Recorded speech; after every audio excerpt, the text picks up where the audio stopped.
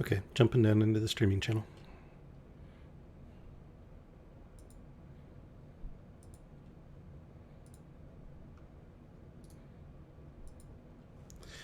All right. Hello, everyone. Welcome back. Sorry about the delay. Had a couple of technical issues. Apparently, my computer decided that it wanted to keep all of my RAM allocated and not give me any to run programs because clearly, the RAM was busy going on vacation or whatever it was doing. What it wasn't doing was allowing me to run streaming software and all the other stuff that I need to actually bring my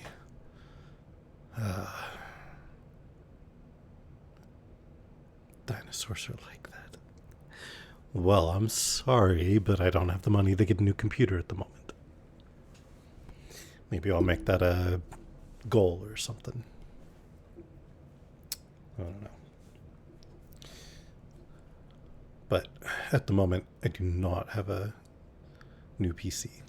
It is 10 years old. But it still works. It still lets me stream, play some games. So it's good. All right. So, if you were I like my operating system. There's nothing wrong with Windows 7. Be nice about Windows 7.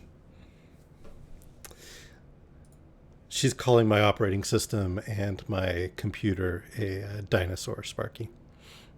Because I mentioned that the reason that I was late was there were some technical difficulties. Thank you, Sonny. Also glad to see you. Haven't seen you in a bit. I hope you're doing well. But I completely agree.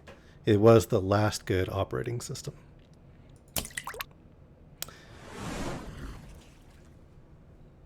Ah, too late. Already switched. No 8-ball answers for you. Fair enough. As long as you got a boat to keep you afloat or, well trained at floating and paddling. But did you see the answer? Because I didn't see it. So, as those of you who are paying attention to the title can see, we're going to do a little more than just read today. Let's talk about... Hey, Panda. Let's talk about... Sexy lifeguard can help, okay.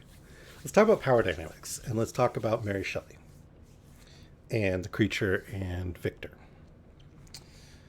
So, I'm not sure how familiar everyone is with Mary Shelley, but Mary Shelley had an equally famous husband, lover, so on, named Percy Shelley. And Percy Shelley wrote a book called Pygmalion.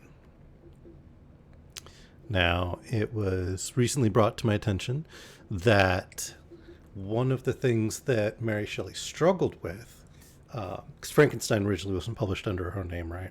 So one of the things that she struggled with is she was seen as Percy Shelley's Pygmalion.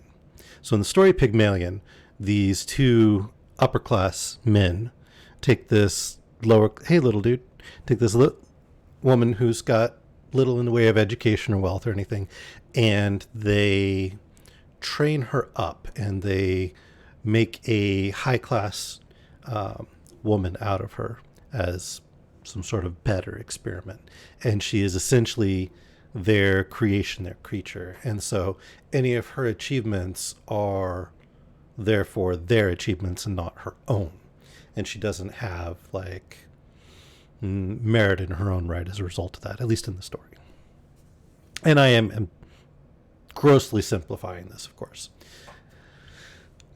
But Mary Shelley was in some ways viewed as Percy Shelley's creation in much the same way.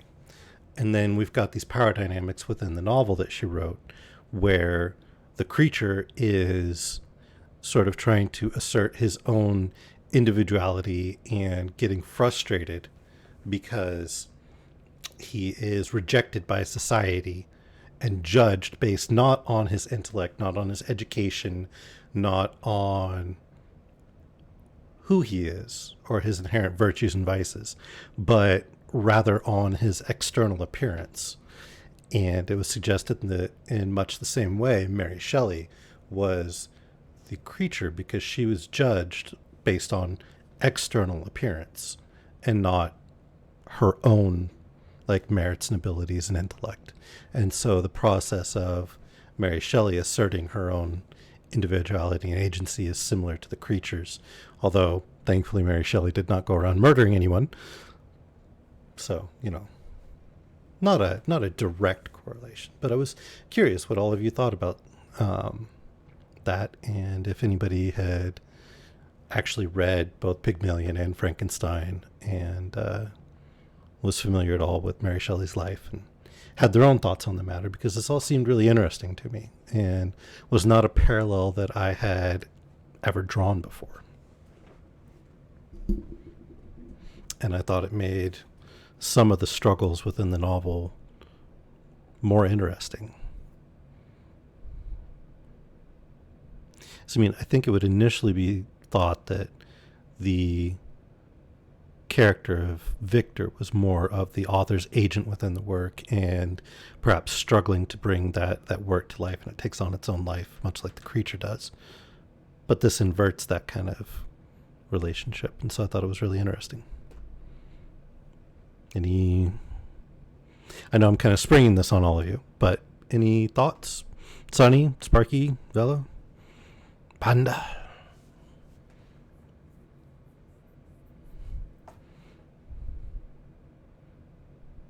While you're thinking about it, I should say that part of this discussion came from a movie review article that I read on a site called Ars Technica. And there is a movie that was made, let's call it loosely based on Mary Shelley's life and Frankenstein. Unfortunately, it was a movie for Shudder. And so let's just say I've not known Shudder to be high quality cinema.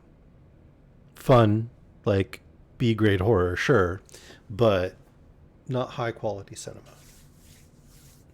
So I'm afraid the movie might disappoint me if I watch it, but the article raised some interesting points and perspectives on it, and I thought it would be good to, at the very least, introduce that to you guys as we continue through the story and, take a break at intermission and afterward and see if any of those things resonate with you guys. See if you notice any of them. But let me grab the book. If anybody has any thoughts, I would love to hear them. If not, we will jump into the story. No poetry this time. Instead, literary discussion.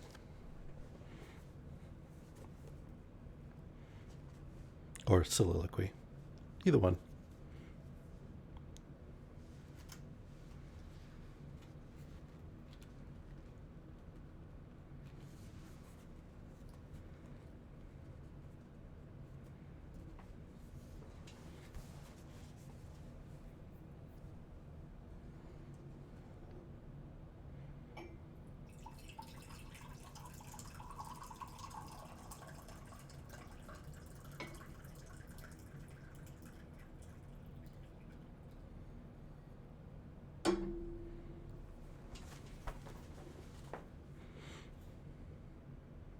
Do you really think that Victor and the creature and Percy and Mary had tutor-student relationships?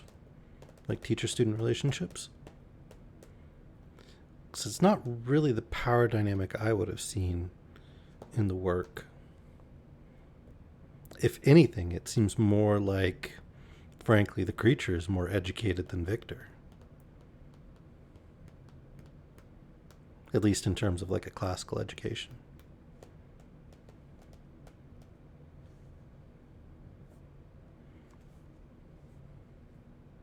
Victor keeps striking me as kind of a angsty, woe is me teenager, to be honest.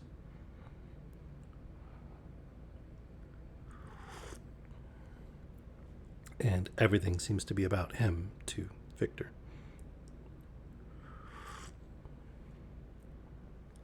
You have people being Well, I don't know that they were married when Frankenstein was written. As I recall, it was initially a somewhat shorter story concocted during an overnight party with Lord Byron and Percy Shelley and Mary, who was Wollstonecraft at the time, uh, rather than Mary Shelley. I believe the marriage came later.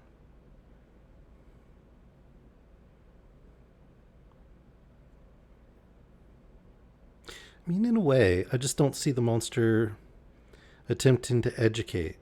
Extort, blackmail, threaten, sure, but not educate. And although he does at one point, when they're up on the mountain on the glacier and they're discussing, he kind of tries to provide a reasoning argument to Victor, but more in the persuasion and less than the teacher.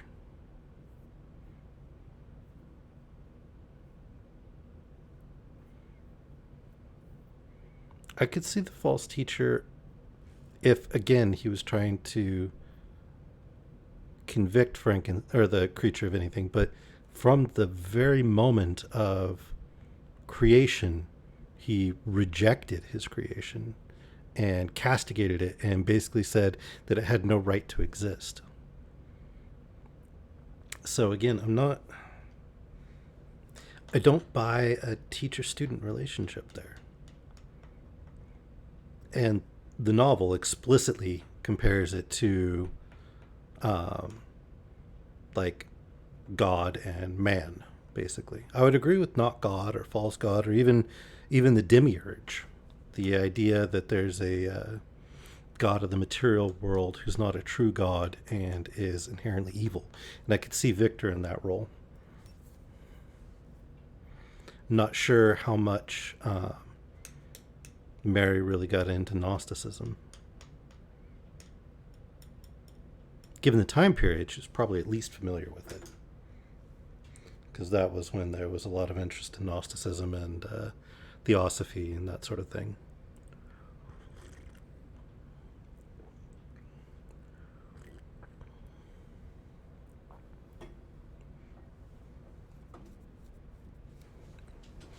But I don't know. It's interesting.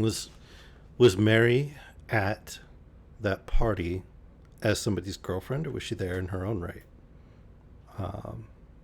Because I don't believe she had any published works prior to that, so I don't know that she had any sort of reputation as an author at that point.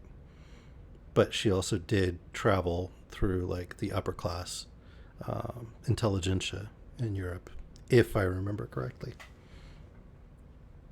And if anybody has like knowledge contradicting anything I'm saying, please pipe up. Let me know, because I could certainly be incorrect about some things.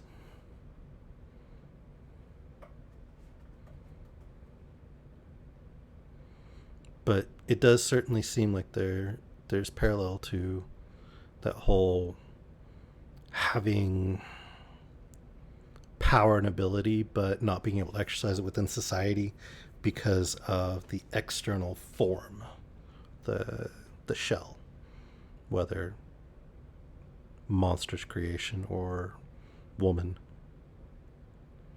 and not being able to participate in their own right.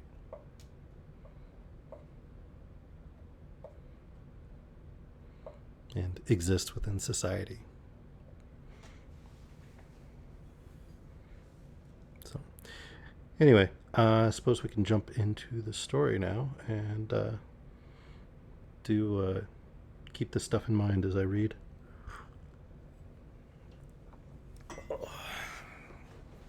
Okay, we were on chapter 5 of volume 3 of Frankenstein, for those of you following along. Well, I mean, I can definitely see the rage and the violence at such a rejection, and within the context of the novel, the creature is capable of acting on it and acting on those impulses, whereas outside of it, perhaps not so much, right? Mary was probably unlikely to be able to go on a homicidal spree in order to get her way and convince people to acknowledge her.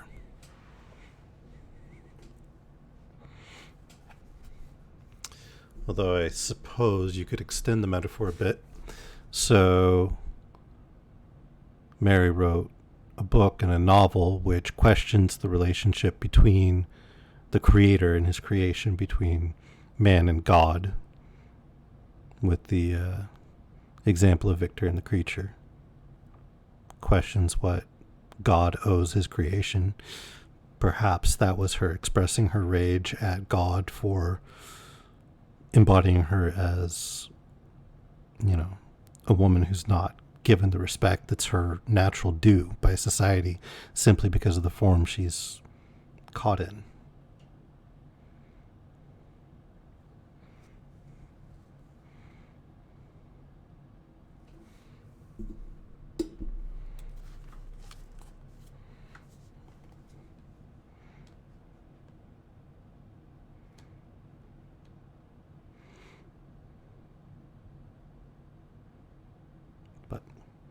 All right.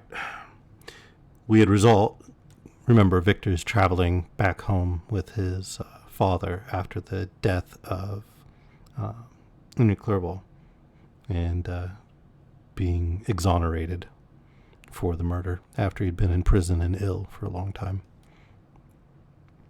We had resolved not to go to London, but to cross the country to Portsmouth, and thence to embark for Havre. I preferred this plan principally because I dreaded to see again those places in which I had enjoyed a few moments of tranquillity with my beloved Clerval. I thought with horror of seeing again those persons whom we had been accustomed to visit together, and who might make inquiries concerning an event, the very remembrance of which made me again feel the pang I endured when I gazed on his lifeless form in the inn at... It's blank. As for my father, his desires and exertions were bounded to the again seeing me restored to health and peace of mind. His tenderness and attentions were unremitting. My grief and gloom was obstinate, but he would not despair. Sometimes he thought that I felt deeply the degradation of being obliged to answer a charge of murder, and he endeavored to prove to me the futility of pride.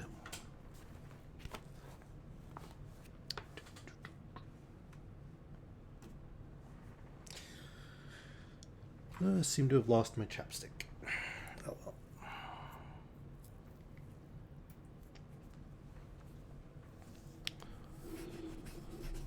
Alas, my father, said I, how little do you know me. Human beings, their feelings and passions would indeed be degraded if such a wretch as I felt pride.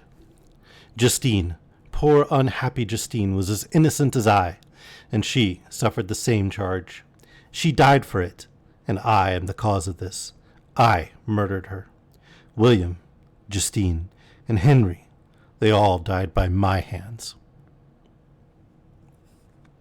My father, see, that's pride right there, though, to my mind, because he's claiming total responsibility and denying agency to his creation by saying that it is entirely his fault.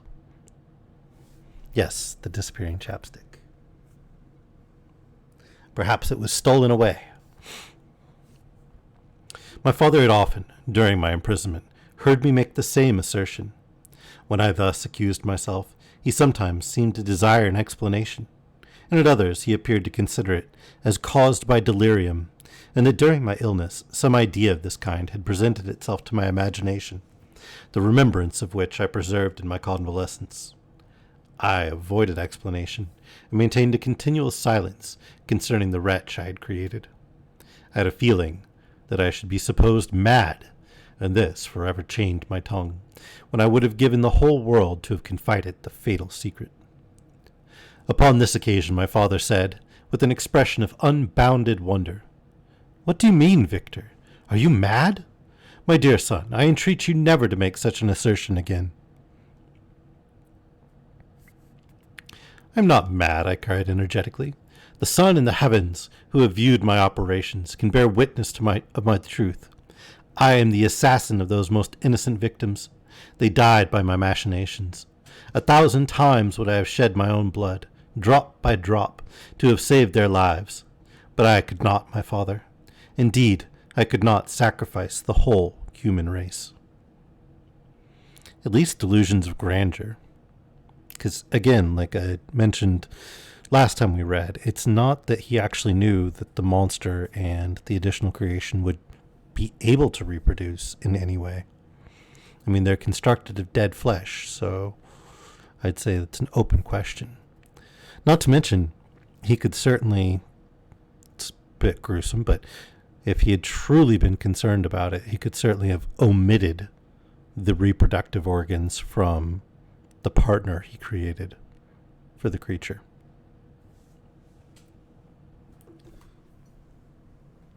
I agree, everything revolves around him.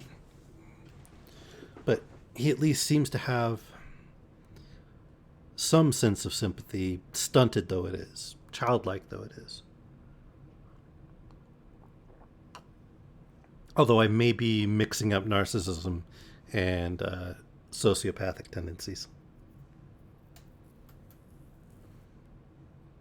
So, forgive me, I might be messing that up. Narcissists are profoundly selfish and self-obsessed, but I don't know that that necessarily means they're incapable of empathy and sympathy and that sort of thing.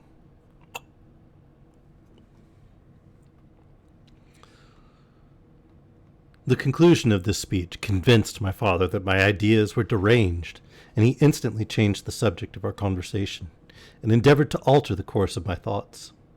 He wished, as much as possible, to obliterate the memory of the scenes that had taken place in Ireland, and never alluded to them, or suffered me to speak of my misfortunes. As time passed away, I became more calm. Misery had her dwelling in my heart, but I no longer talked in the same incoherent manner of my own crimes. Sufficient for me was the consciousness of them. By the utmost self-violence, I curbed the imperious voice of wretchedness, which sometimes desired to declare itself to the whole world, and my manners were calmer and more composed than they had ever been since my journey to the sea of ice. Those are separate. Narcissists do tend to have stunted abilities to empathize and sympathize, but they can definitely pretend it if nothing else. Yeah. I don't know that he's pretending it. I just think, honestly, I see both Victor and the creature as very childlike. Victor was doted upon and provided with everything with no struggle. He doesn't seem to have ever been told no, or really provided much of any parental guidance, and has had everything handed to him. The creature is clearly a child, though in a larger than adult body, as he just hasn't had that much existence to experience the world and emotions, and so totally understandable that his emotions are simple, violent, sometimes control him. They lack the level of complexity of an adult. No, I like you adding things. I like being able to actually discuss this stuff. It's nice.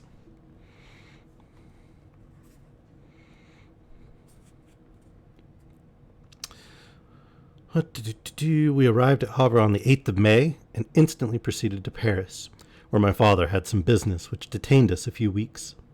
In this city, I received the following letter from Elizabeth. My dearest friend, it gave me the greatest pleasure to receive a letter from my uncle, dated at Paris. You are no longer at a formidable distance, and I may hope to see you in less than a fortnight. My poor cousin, how much you must have suffered! I expect to see you looking even more ill than when you quitted Geneva.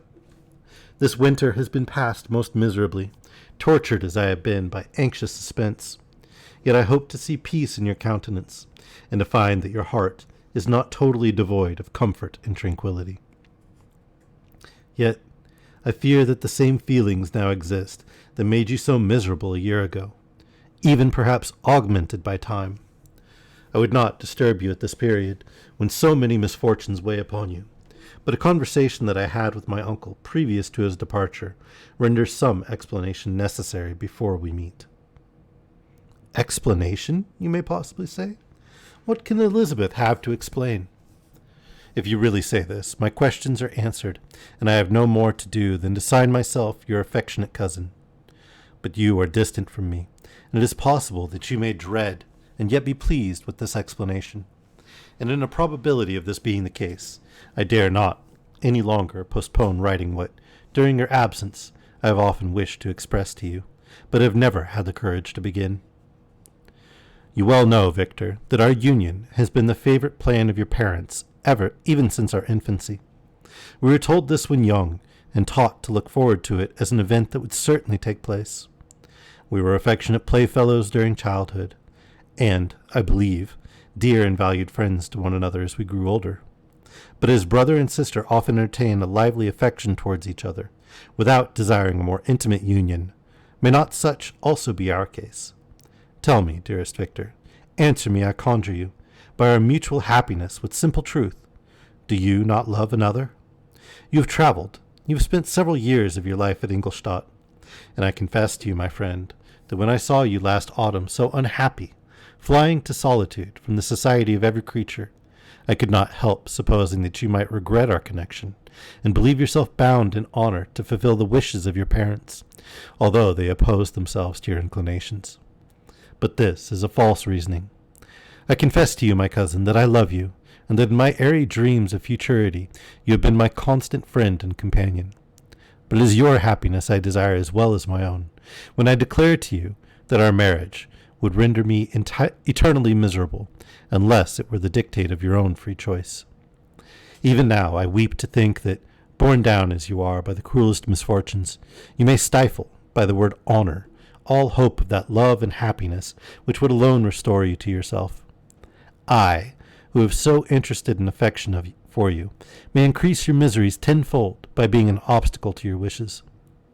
Ah, Victor, be assured that your cousin and playmate has too sincere a love for you not to be made miserable by this supposition.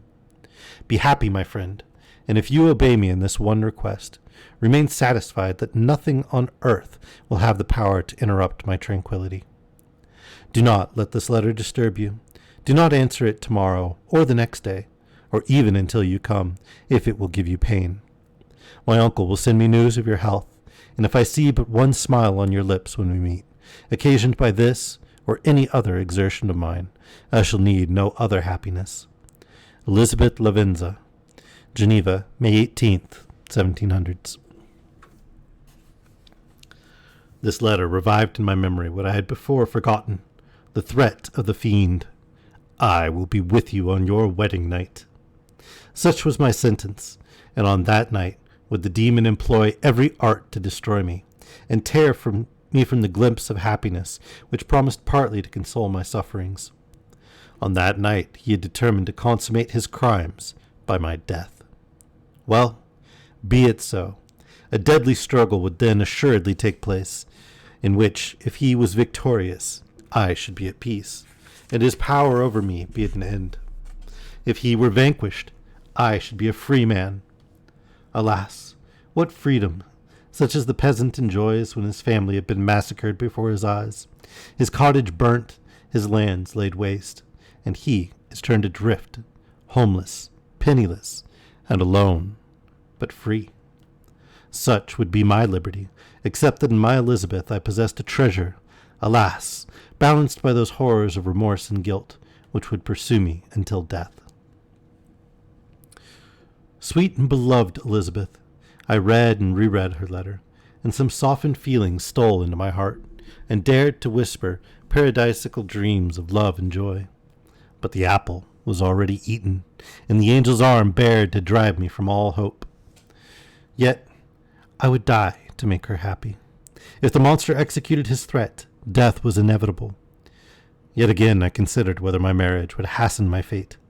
My destruction might indeed arrive a few months sooner, but if my torturer should suspect that I postponed it, influenced by his menaces, he would surely find other, and perhaps more dreadful means of revenge. He had vowed, to be with me on my wedding night. Yet he did not consider that threat as binding him to peace in the meantime. For, as if to show me that he was not yet satiated with blood, he had murdered Clerval immediately after the enunciation of his threats. I resolved, therefore, that if my immediate union with my cousin would conduce either to hers or my father's happiness, my adversary's designs against my life should not retard it a single hour. Note that in all of this he does not consider what might happen to Elizabeth if, she witnesses her new husband murdered in front of her eyes, torn apart by a creature. Nor whether there's any threat to her as well.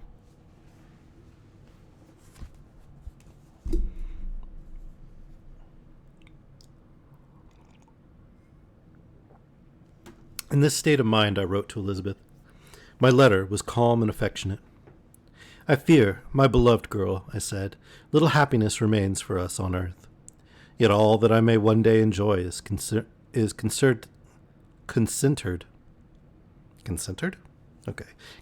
in you. Chase away your idle fears. To you alone do I consecrate my life, and my endeavors for contentment. I have one secret, Elizabeth, a dreadful one. When revealed to you, it will chill your frame with horror. And then, far from being surprised at my misery, you will only wonder that I survive what I have endured.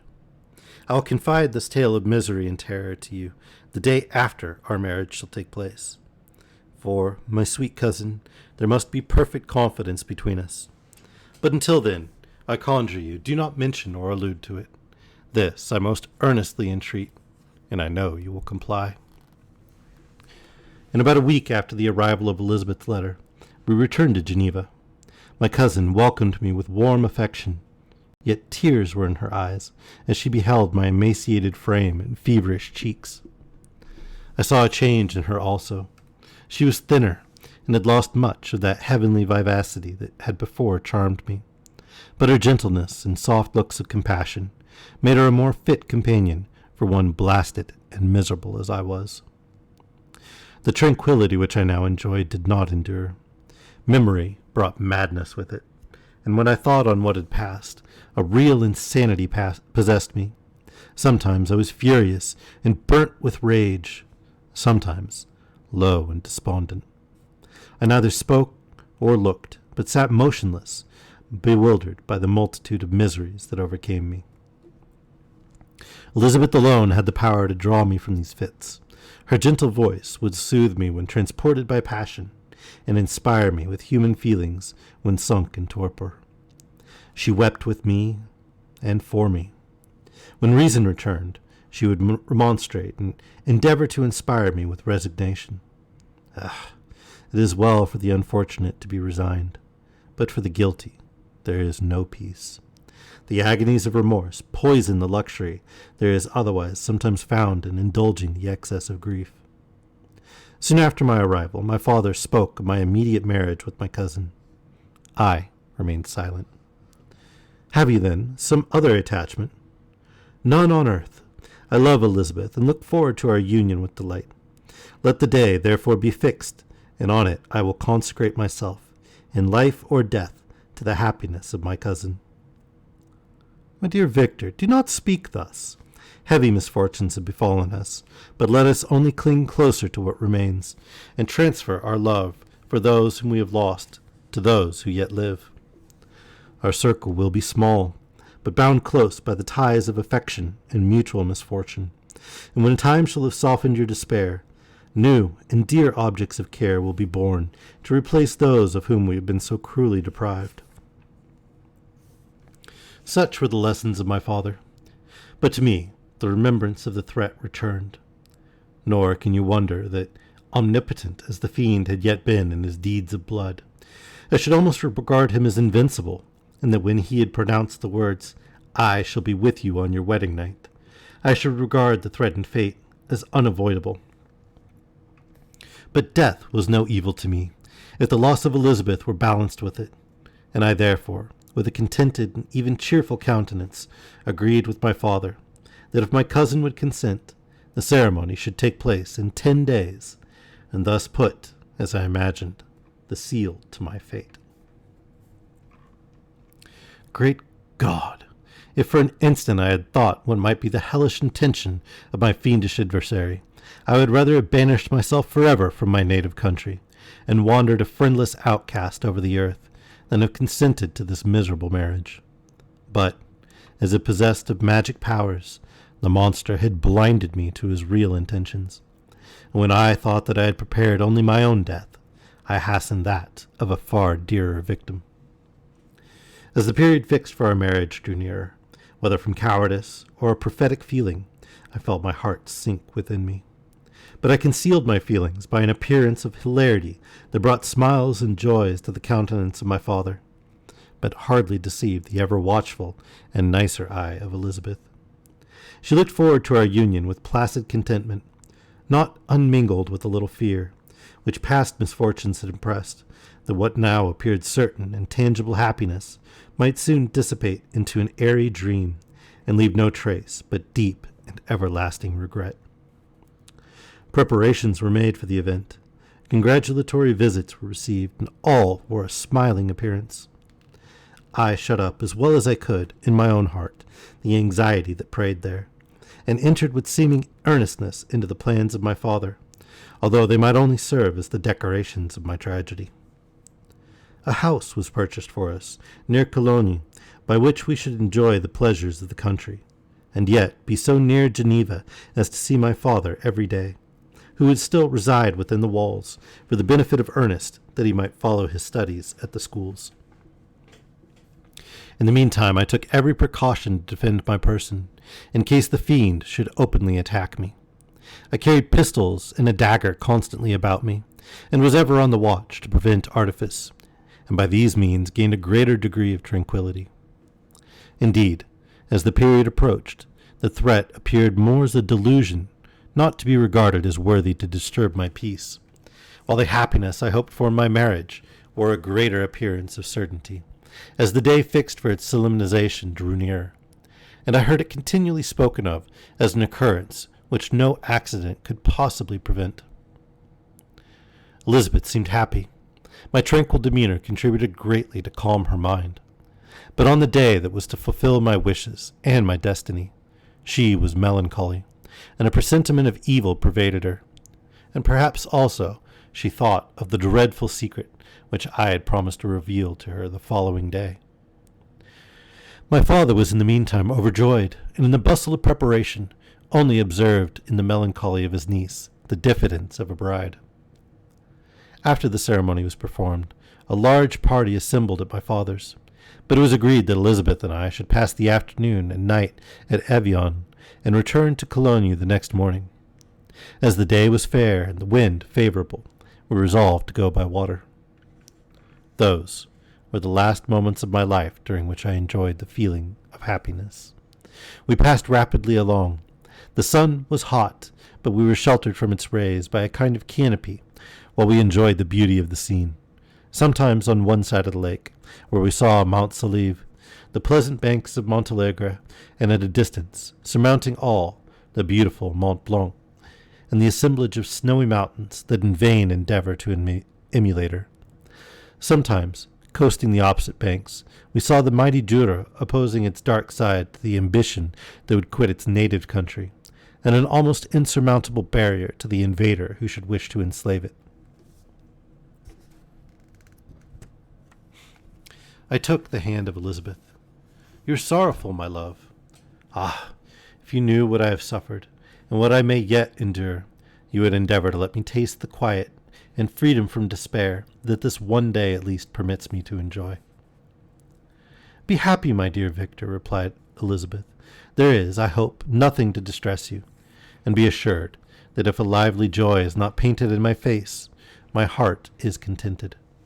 Something whispers to me not to depend too much on the prospect that is open before us, but I will not listen to such a sinister voice. Observe how fast we move along, and how the clouds, which sometimes obscure and sometimes rise above the dome of Mont Blanc, render this scene of beauty still more interesting. Look also at the innumerable fish that are swimming in the clear waters, where we can distinguish every pebble that lies at the bottom. What a divine day! How happy and serene all nature appears! Thus Elizabeth endeavored to divert her thoughts and mine from all reflection upon melancholy subjects. But her temper was fluctuating. Joy for a few instants shone in her eyes, but it continually gave place to distraction and reverie. The sun sunk lower in the heavens. We passed the river Drance and observed its path through the chasms of the higher and the glens of the lower hills. The Alps here come closer to the lake, and we approached the amphitheater of mountains which forms its eastern boundary. The spire of Evian shone under the woods that surrounded it, and the range of mountain above mountain by which it was overhung. The wind, which had hitherto carried us along with amazing rapidity, sunk at sunset to a light breeze. The soft air just ruffled the water, and caused a pleasant motion among the trees as we approached the shore, from which it wafted the most delightful scent of flowers and hay. The sun sunk beneath the horizon as we landed, and as I touched the shore, I felt those cares and fears revive, which soon were to clasp me and cling to me forever.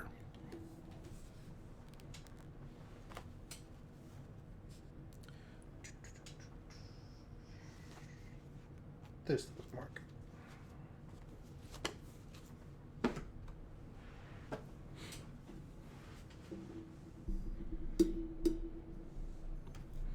It's kind of interesting that the wedding is a symbol of destruction, especially if Mary was not yet married to Percy at the time of the party when it was written.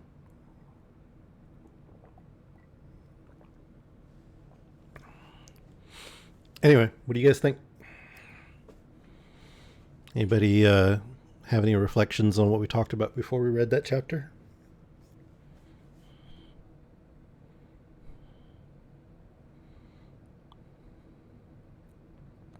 By the way, I'm planning on ending the reading there and swapping over to play some Magic or some Stardew Valley or something.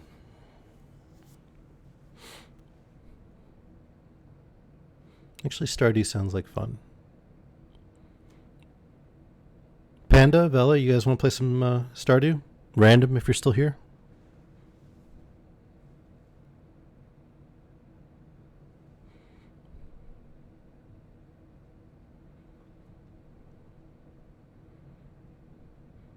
Maybe.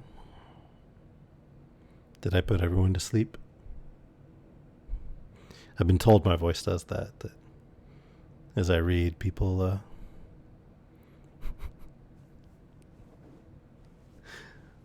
I mean, I've heard it's quite a lot like Harvest Moon.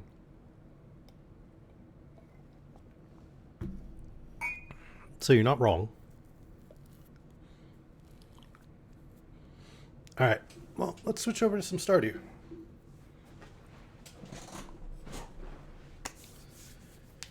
Okay.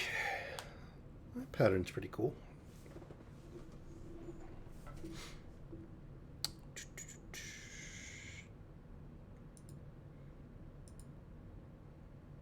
Okay. Well, it's going to take me a minute to get logged in and everything. Also, where's my ice cream? I'd love some ice cream. That would be amazing. What kind of ice cream are you eating, Bella?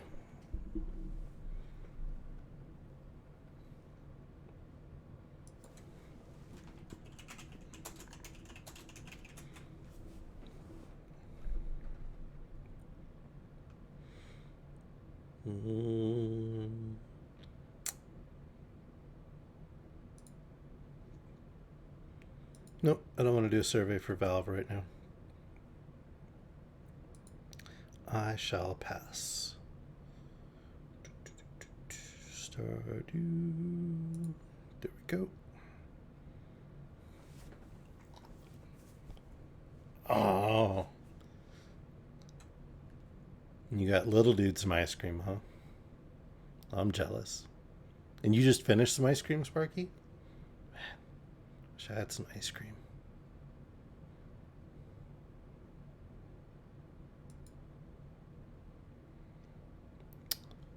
Okay.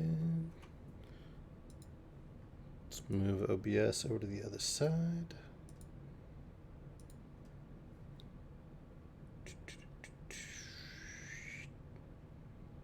Switch to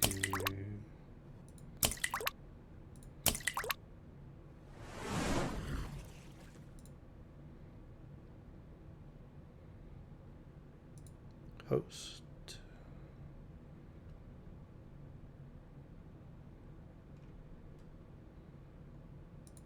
Yeah, we're day 1 of summer, I remember. Okay. I am now hosting a multiplayer game.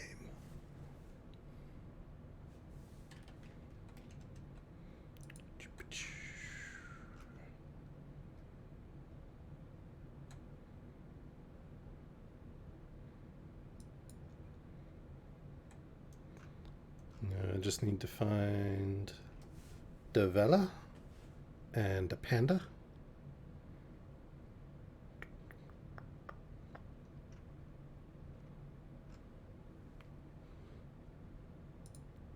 There's an invite.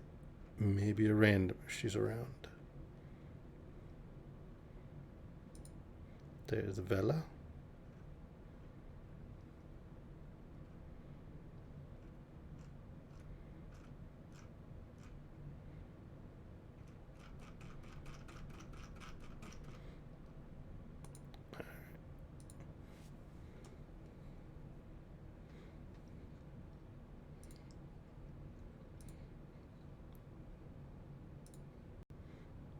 All right.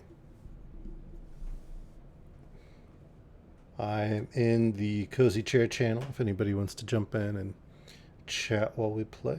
And start a gameplay stream. Hey, there we go. Sweet.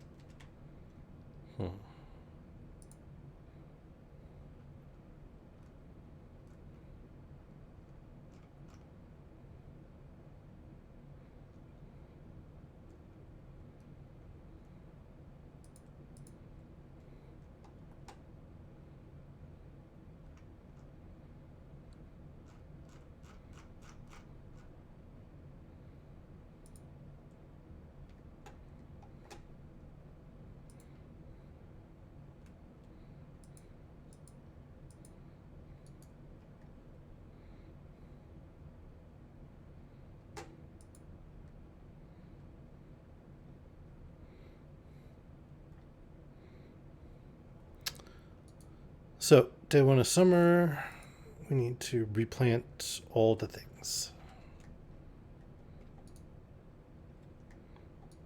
If we have any seeds anyway.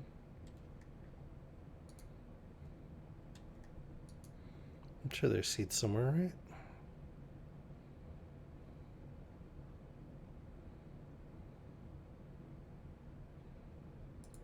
Alright, got some melon seeds, some fertilizer.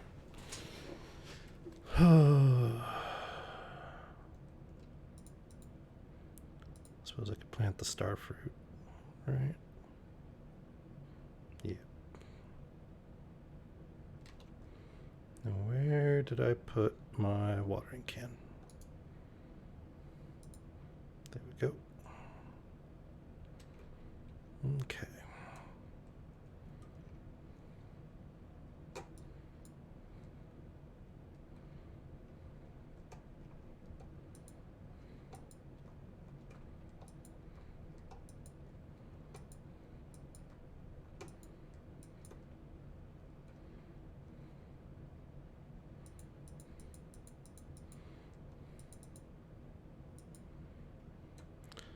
Doing the 3x3 to have a chance at a giant melon.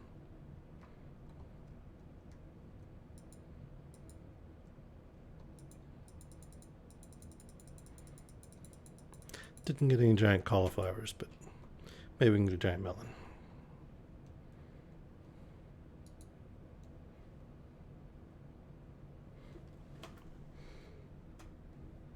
Vela, Drea, you guys here?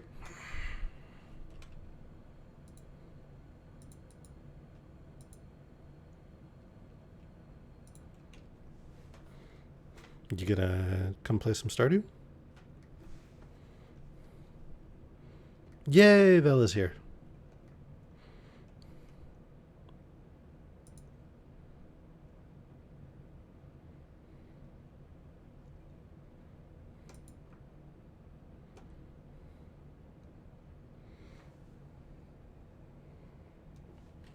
I think I should make 2 giant melons.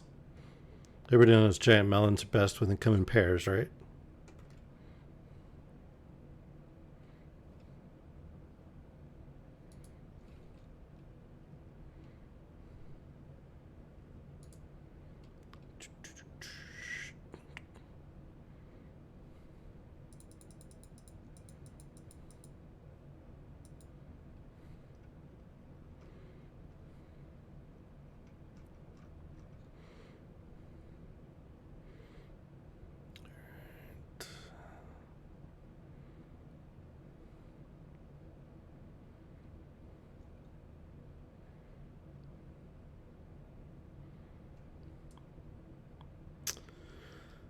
Villa, what do you think? Should we save up and get a pomegranate, or should we just get an apple now?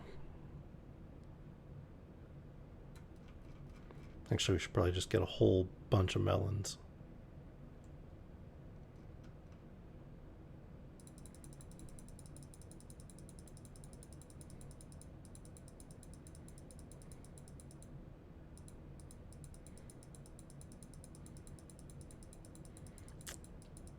Don't we need some trees for the greenhouse, though?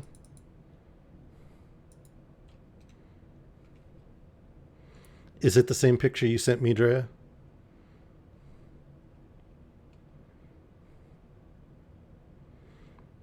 Okay. Because the one you sent me was just disturbing.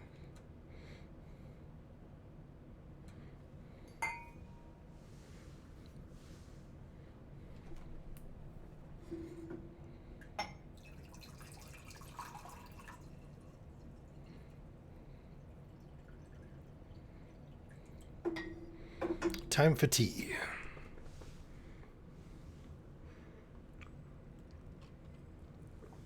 Hey, there's a Drea, or a panda.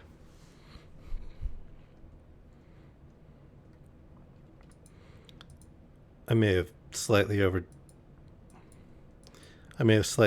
it on the melons.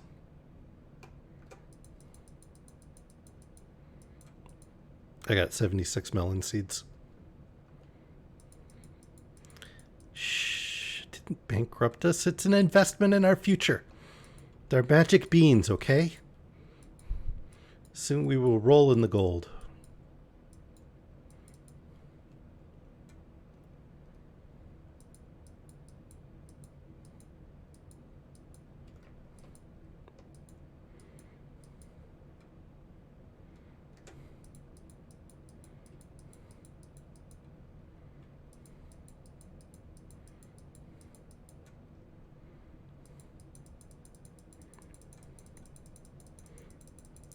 I'm sensing a distinct lack of belief in my plans and abilities.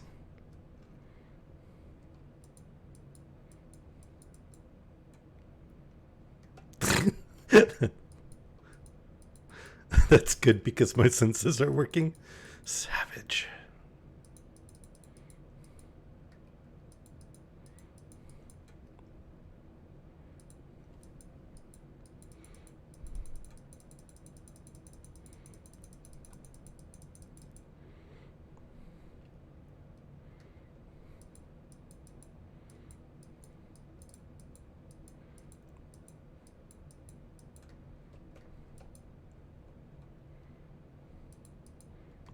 Ah, shit. Out of fertilizer. Come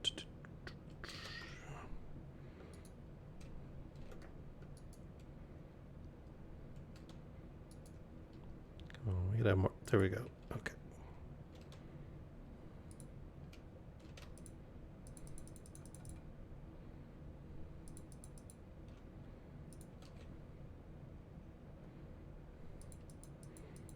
Huh? No, I've got the level 1 backpack. The starter one. I have not upgraded anything.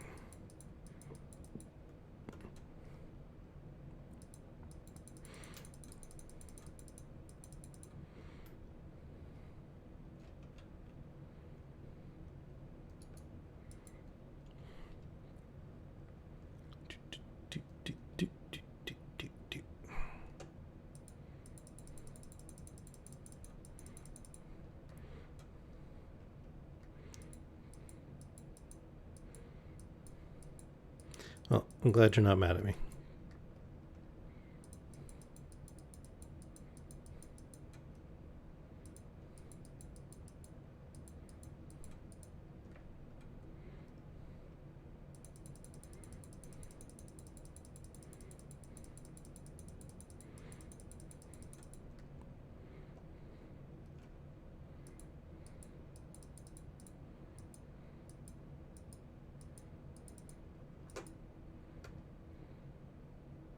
Oops. Almost forgot to fertilize.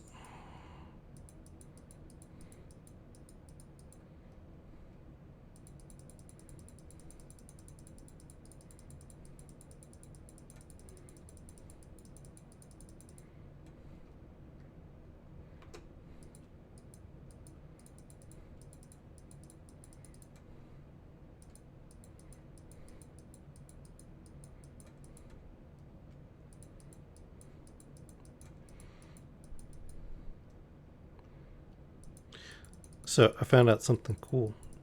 Xbox Stardew added local multiplayer, like local split screen. Last time I played on Xbox, it didn't have that.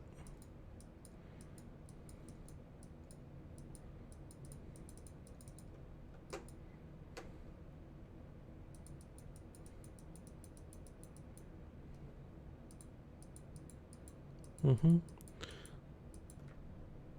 It's one thing that I really don't like about modern gaming is it's all but disappeared. I want to be able to play with like the people I live with and my friends online at the same time.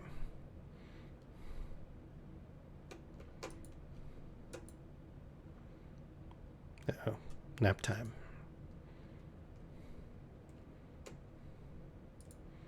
Oh, and the laying in bed trick works in local multiplayer on Xbox too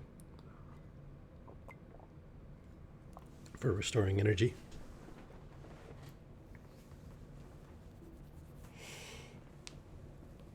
Oh, hey, JMath. How are you? Glad you stopped in. You missed all the discussion of like power dynamics and relationships and uh, authors and their creations that we had. It was good stuff.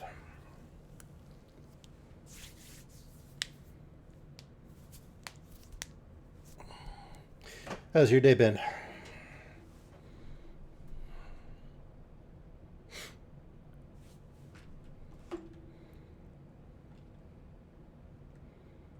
Yeah, it'll be on the VOD, but it was a different take on things. Ah! Slimes! Stay away! Stay away! I do not want to be covered in slime. Ow, ow, ow. Apparently, I'm going to be covered in slime anyway. It's slimy, that's why.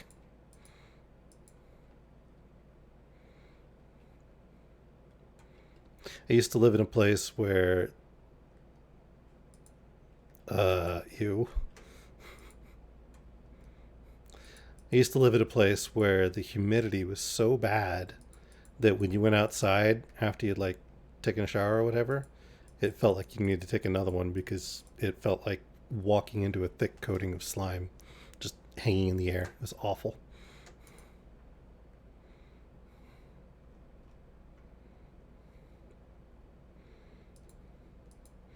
I'm not the biggest fan of like heat and humidity.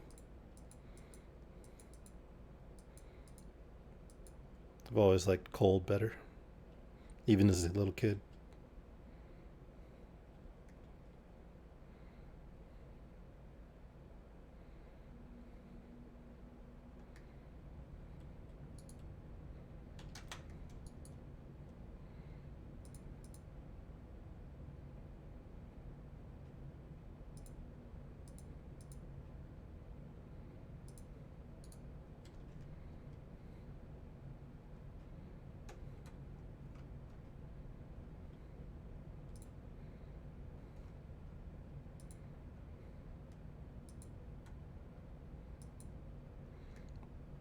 Okay, time for bed.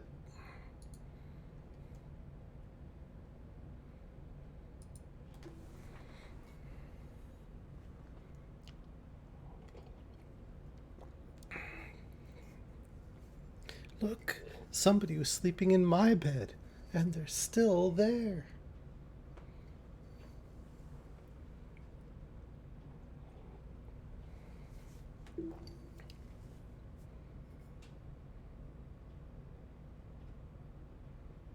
Psych dive.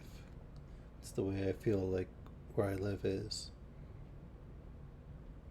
Like attachment theory, okay.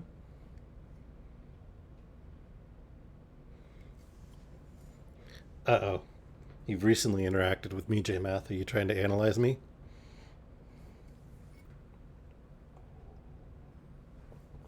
This seems like a dangerous thing for me.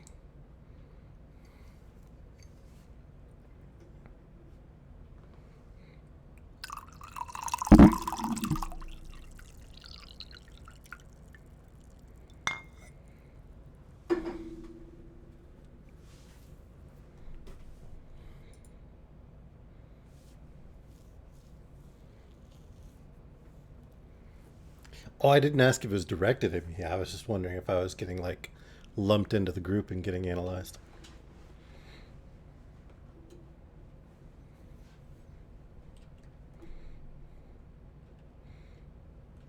A somewhat innocent bystander.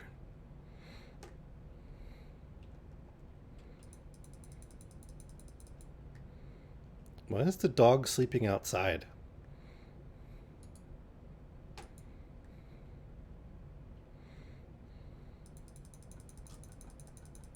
I didn't.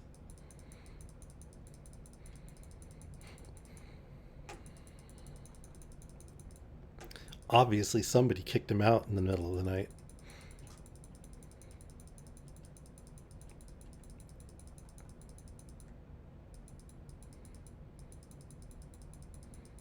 It's our dog. He's a family dog. Belongs to all of us.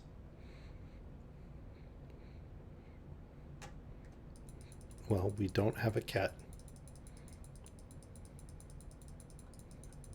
Not me. I was sleeping.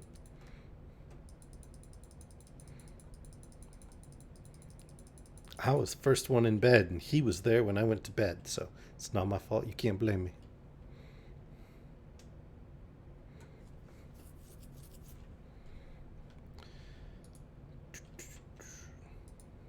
You shouldn't blame me. How about that?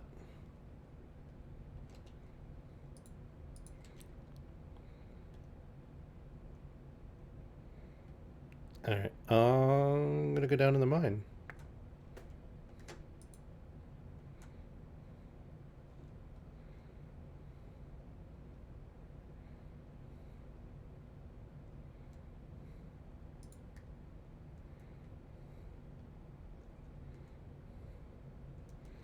Do, do, do, do, do.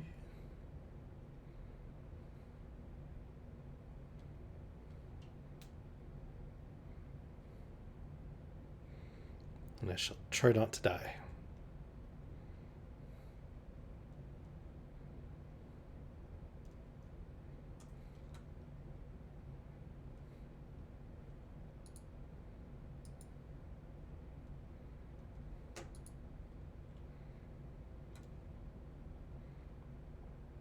Okay, spooky level.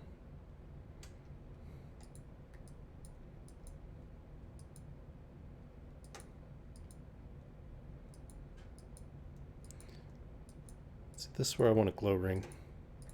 Ah, zombie thingy.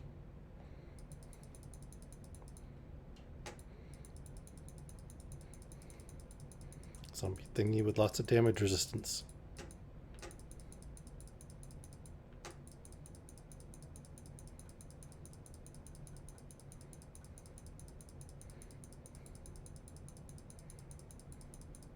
I know. This is awful. I killed it though.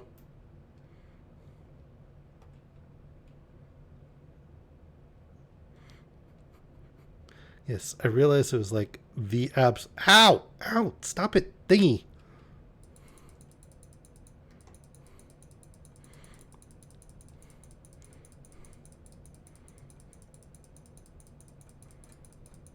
Hey, I did 4 with that hit.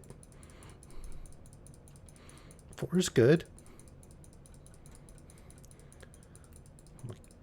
God, I need an auto clicker to fight this thing. Ah, there's a bat too.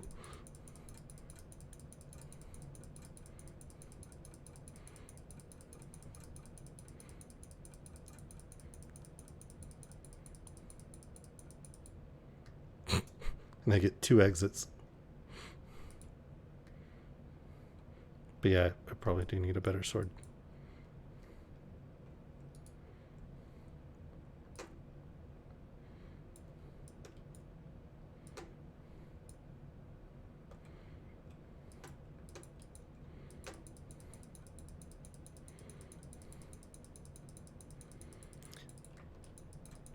Feel like I'm in a first Dragon Quest game trying to fight slimes with a bamboo pole.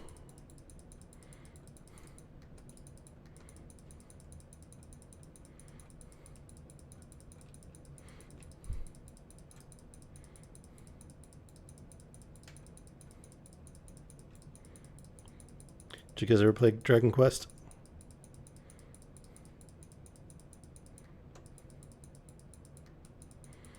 Or I guess it was called Dragon Warrior for you guys.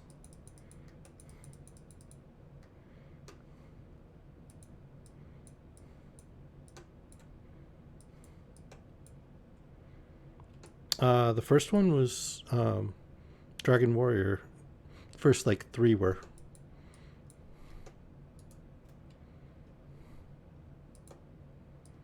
Ooh. Got to the next elevator level. Well, I specifically asked if anybody had played the first ones.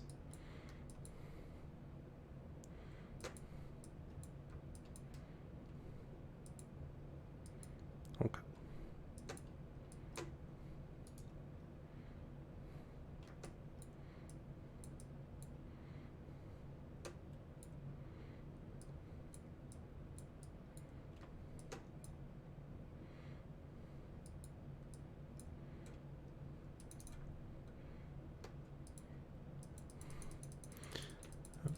Okay, don't use the pick to fight the weird zombie creature.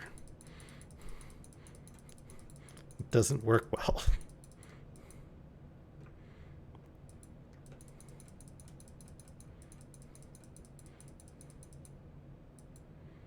Was that a 10 damage or was that a 1 next to a 0?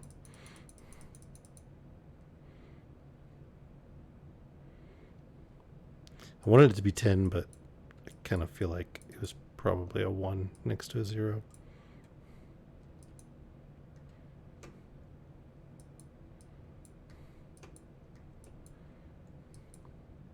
Thank you for doing the bundle stuff, Ella, by the way.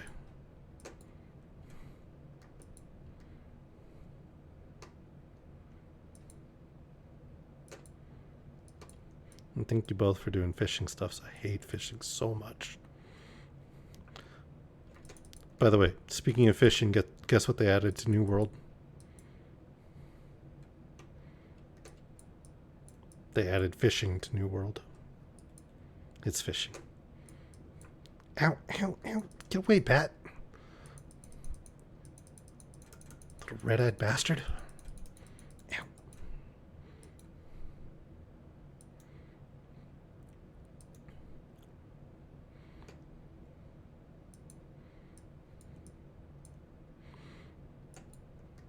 See, it's not that I need a better sword. It's that those zombies are, like, really tough. I do 4 times the damage with bats.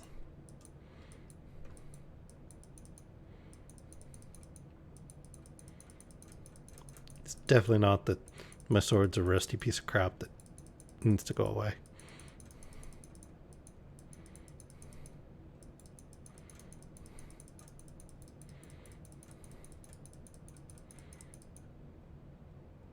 Finally.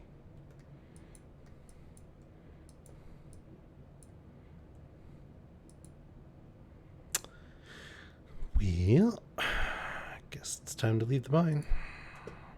So I'm all out of energies.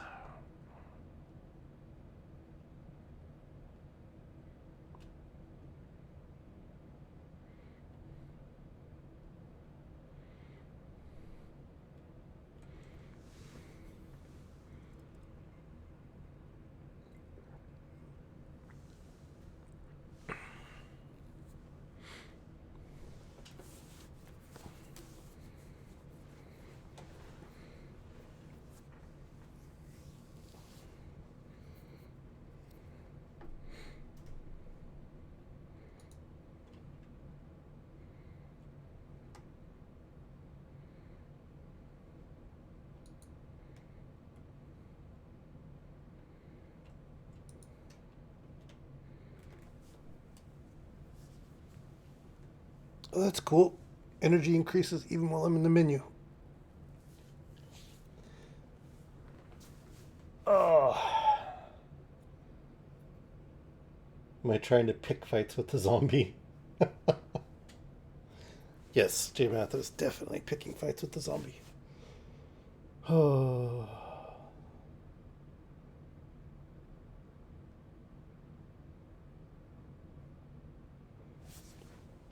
You think it's a rock golem? I suppose it could be.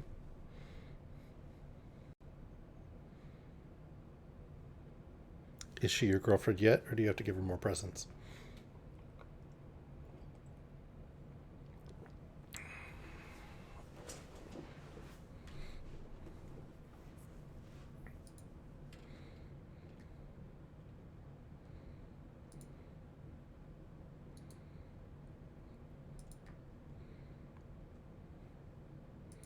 It's obviously bedtime.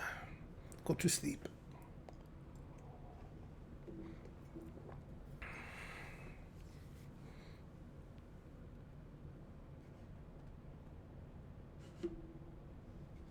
Okay.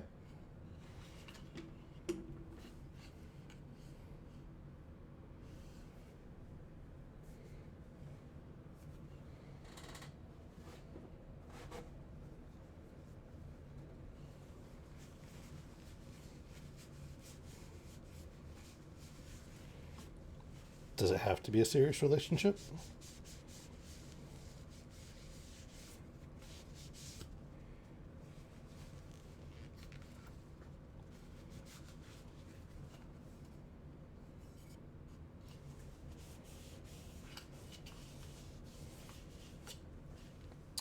So, booty call?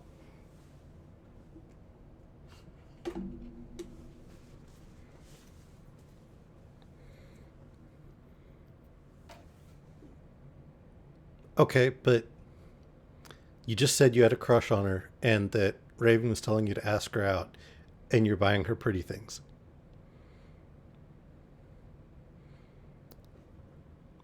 I'm confused now.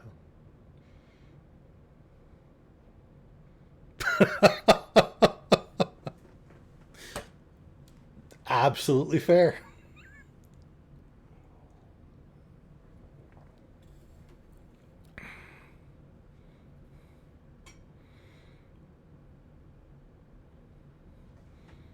What was that roaring noise? Anybody else hear that?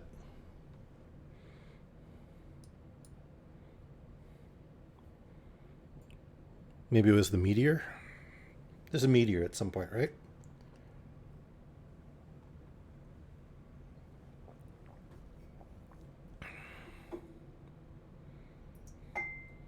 Nope, earthquake. All the quakenings.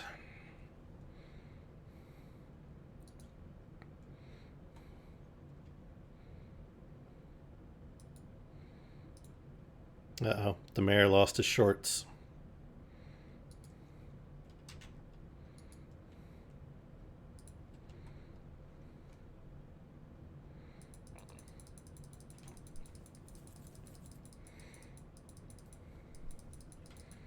Go for it. I mean, all the money is what you guys have been earning from fishing.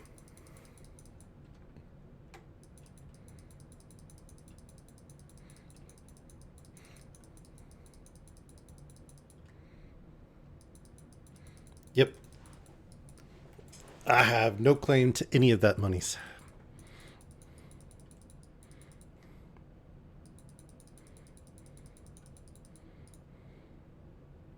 Sure.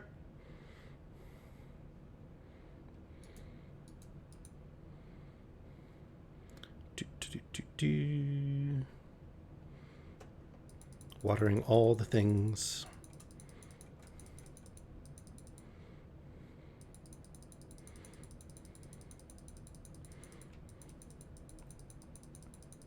I do need to start upgrading the axe sometime soon, though.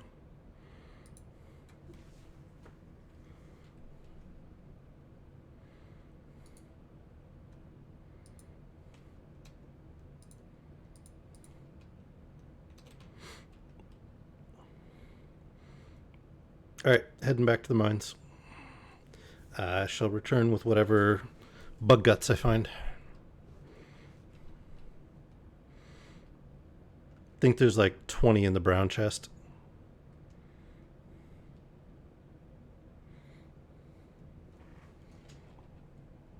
Oh, thanks for coming by, JMath. Have a good night. I really need to do better at paying attention to the chat.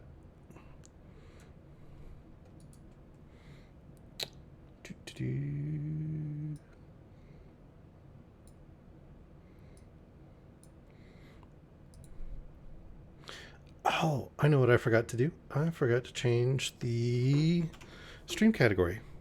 Oops. Dashboard. Open a new tab.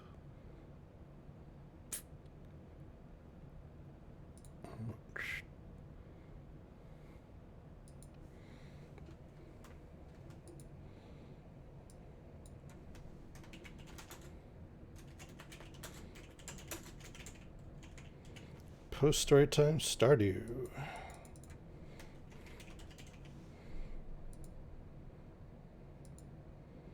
There we go. Now we're in the right category. Sorry if anybody watching came in expecting the gender and power dynamics discussion. We had that earlier. It was a great discussion, and I'm totally down for continuing it if anybody wants to chat about it. But it doesn't look like Stardew, so oops, my bad. I'm sorry.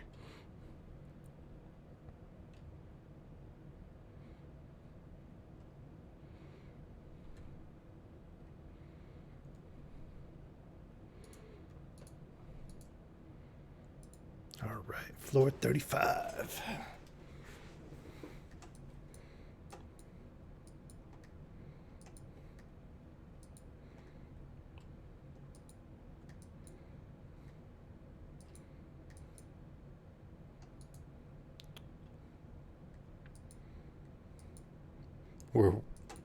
Where were you fishing? It's not salt. It's also not salt water. Ah! Run! Run!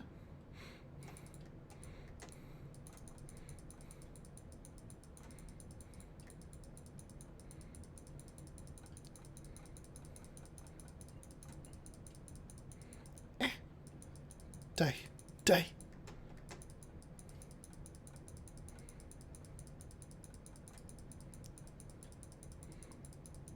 Who is not the greatest conversationalist?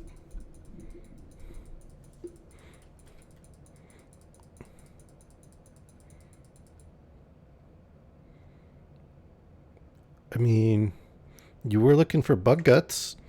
Maybe that's pertinent conversation. Ah, more zombies.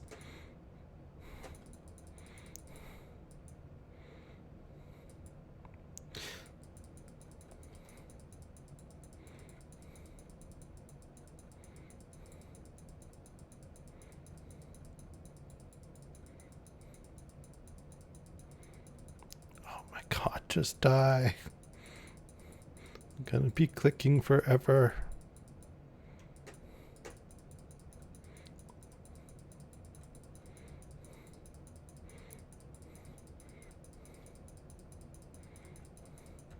Phew. Finally.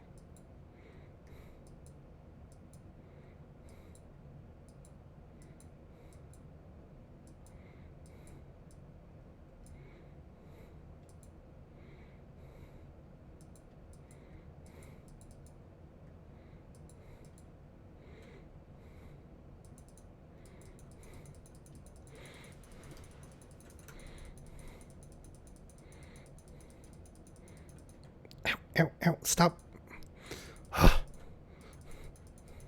just stay there and die.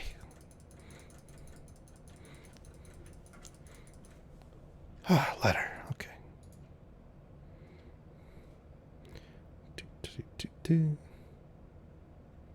Ow, ow, ow. I got jumped by two of them. Run around the rock.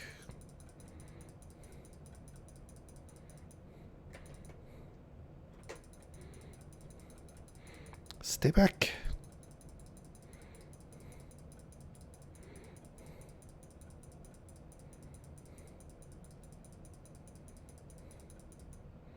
Phew.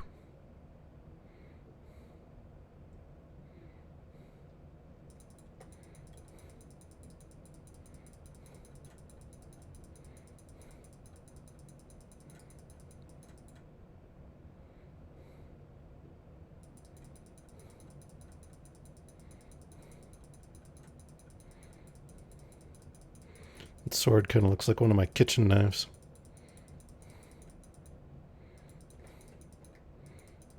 Just not a good thing.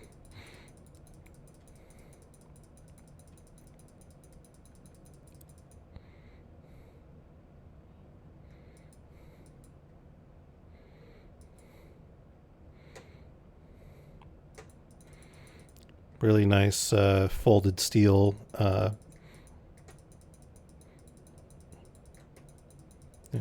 It's this really nice single piece folded steel chef's knife, but I've had it for a few years. It has occasionally been mistreated, and so it has some chips in the blade.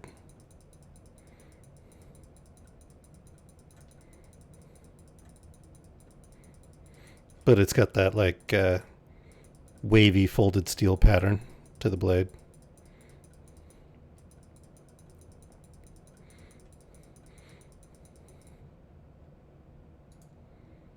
Yeah, it's really nice knife. I really like it, but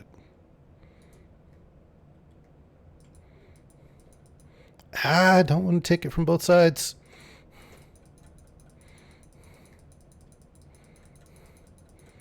It's too much. I can't handle it.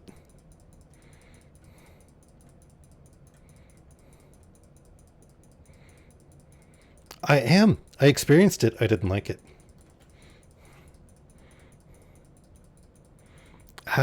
Now it's three ways.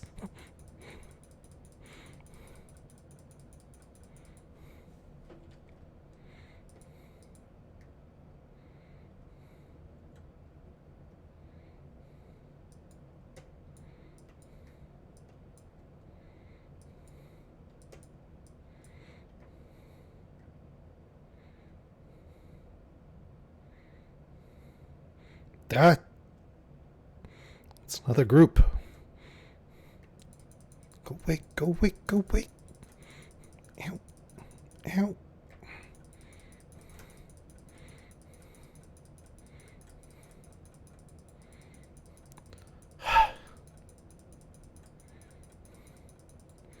Okay, I can take it one at a time.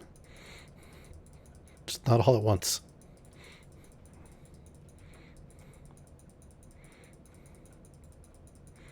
Ow, ow.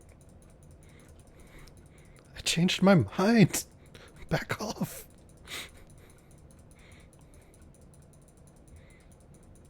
Ooh, dwarf scroll. They cost money. I was kind of hoping that I might find one on floor 40. Yeah.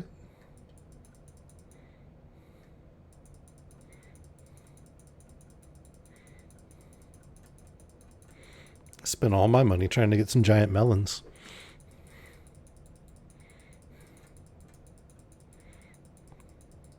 I don't have any left for a stiff sword. Kind of thought that getting the giant melons would help me find a stiff sword.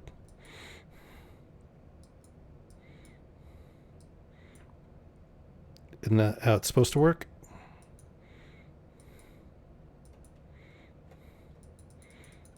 I don't know. I haven't gotten to put my hands on the melons yet. I'll let you know once I do.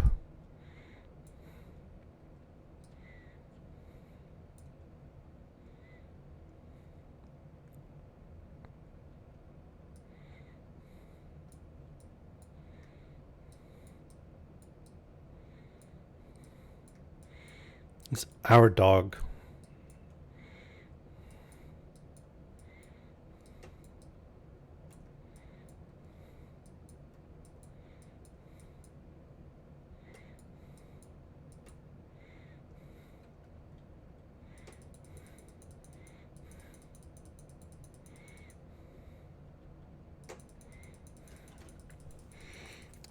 He was in the roommate agreement.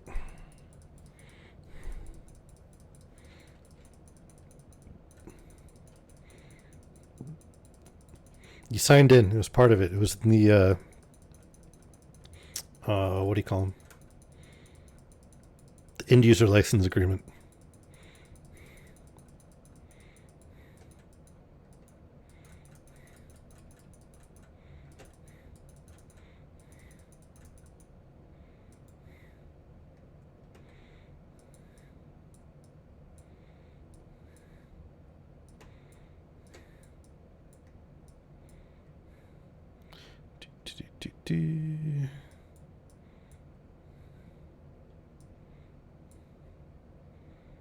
Well, shoot.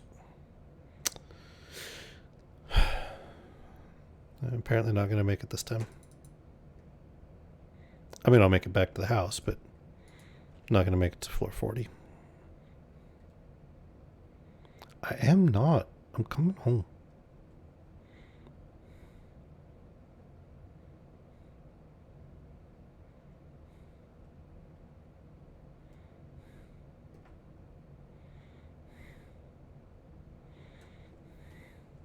I'll be right there.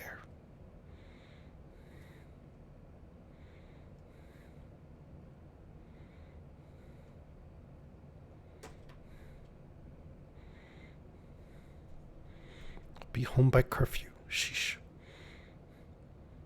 Stay away, slime. Stay away, bat. Stay away, plant monster. Oh my god. Whose idea was it to have a monster farm? Whew. Made it.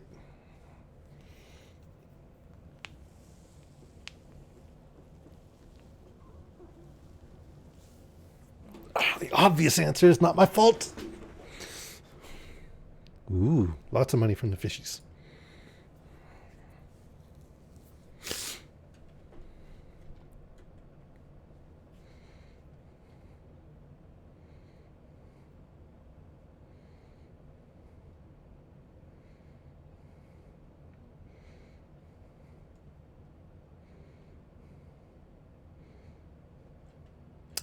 I think more money for fish too, yes. Crab pots are not that expensive, really. What?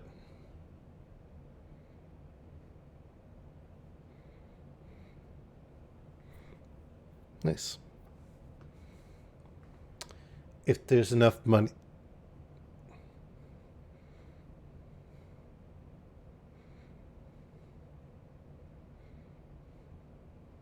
Looks like there's enough.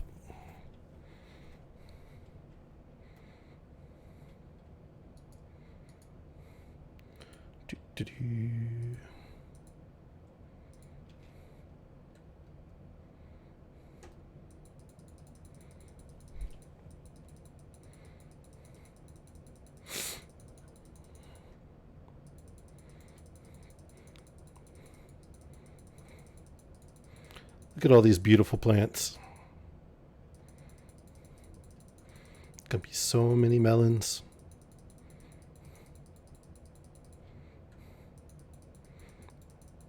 Just melons bouncing everywhere.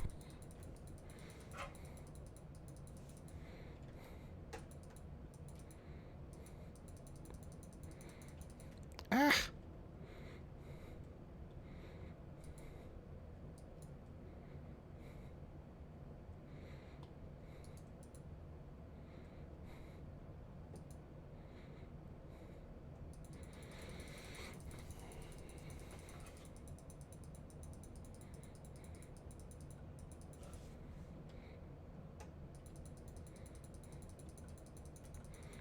So, does Pierre's give like less money than the shipping box?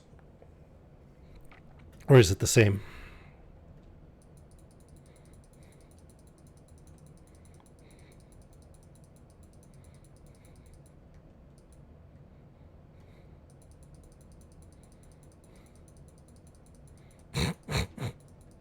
Because she.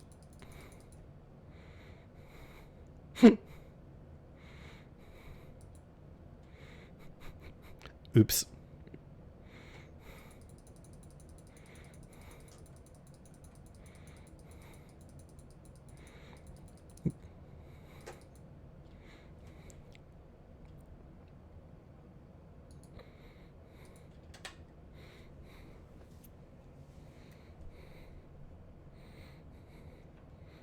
You know what? I'm gonna rest before I go into the mine. Wow, look at all the money. By the way, speaking of money, if if there's enough, can I buy a new sword?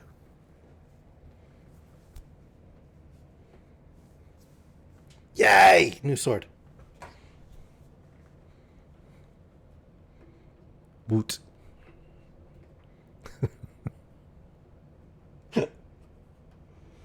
Uh, by the way, have you guys picked up your treasures from the like every 10 levels?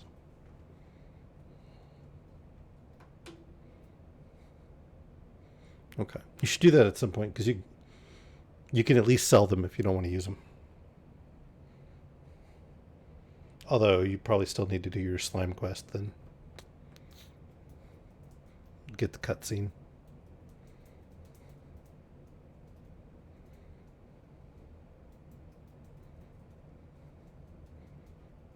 But whatever floors I unlock are unlocked for you also. So you won't have to fight your way down. You can just go pick up all the treasures.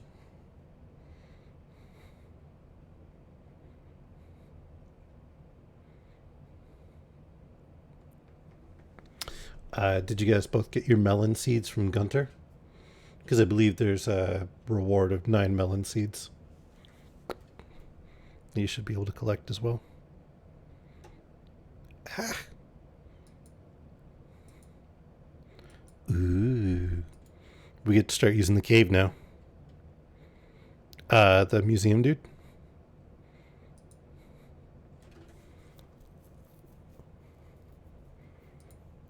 All right.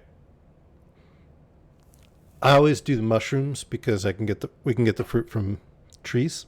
You guys good with mushrooms? Otherwise, they're just a lot harder to get.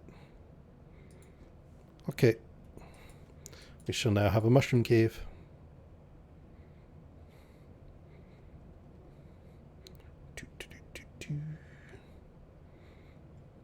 Mushroom, mushroom, badger, badger, badger, badger.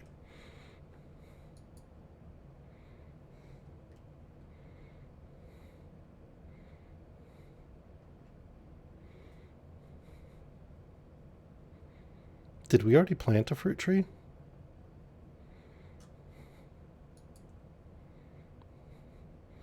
There's a tree growing over by the cave that looks a lot like a fruit tree to me. But I could be wrong.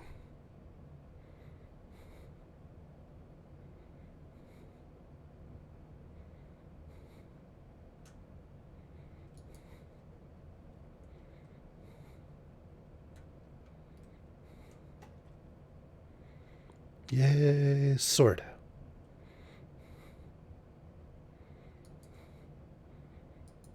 What? Have I not?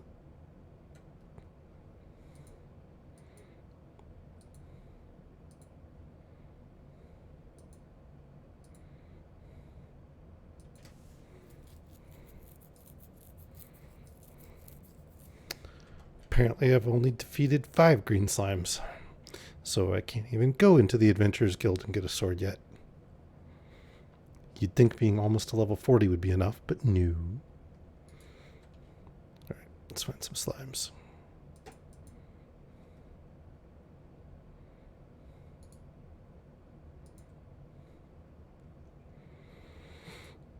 Maybe 5th floor?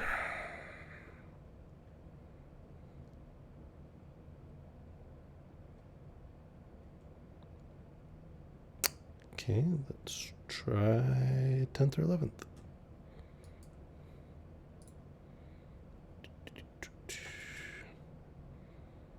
Hey, slimes. Good.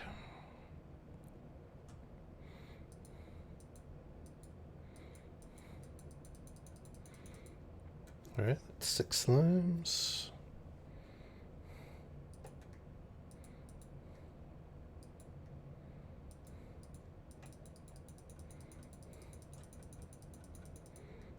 Seven slimes.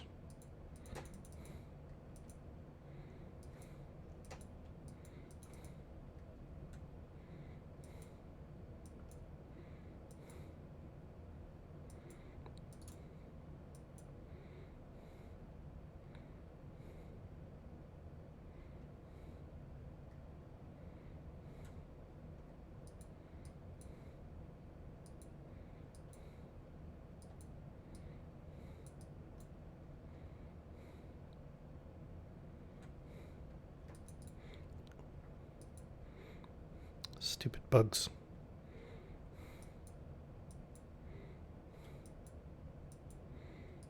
Holy crap, where are you guys getting all the money?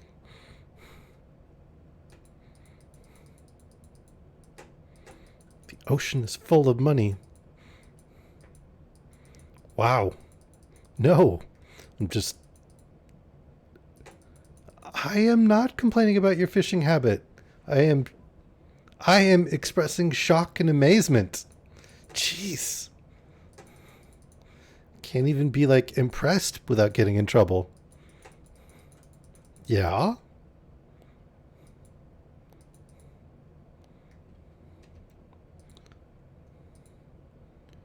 Finally. Killed all the slimes.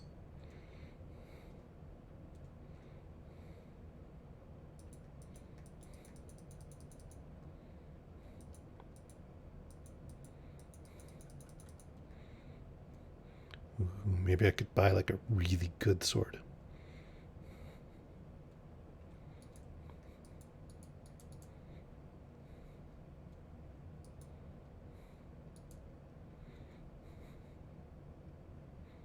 What do you mean?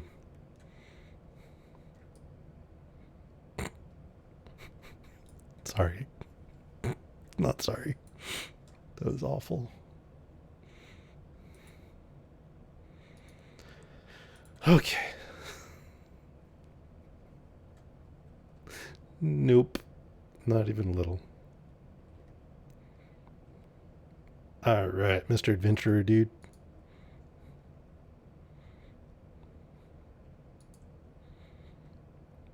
Ooh.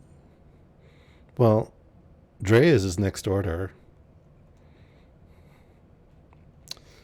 8 to 14 damage. 9 to 17.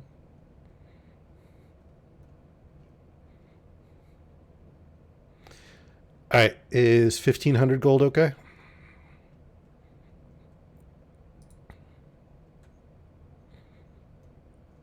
Okay. And it's the best sword they've got, so.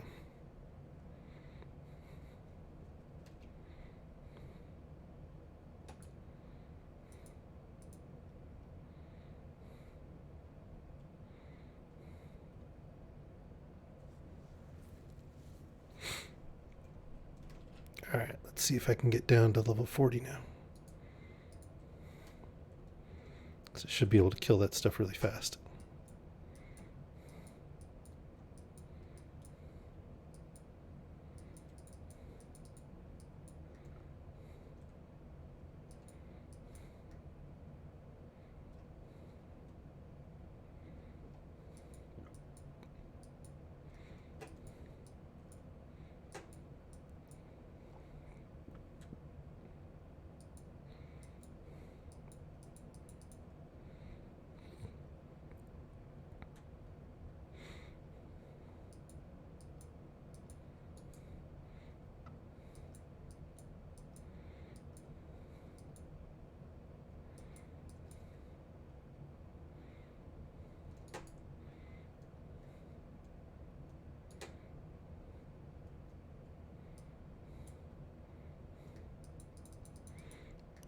Ooh. Much more damage now. Wow, there's like 5 hits.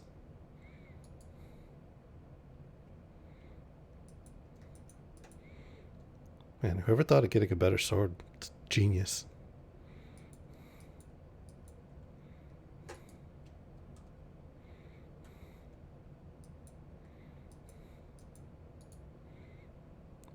Level 40. And the treasure chest.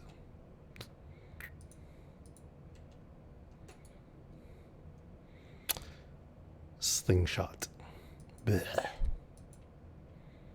Stupid slingshot.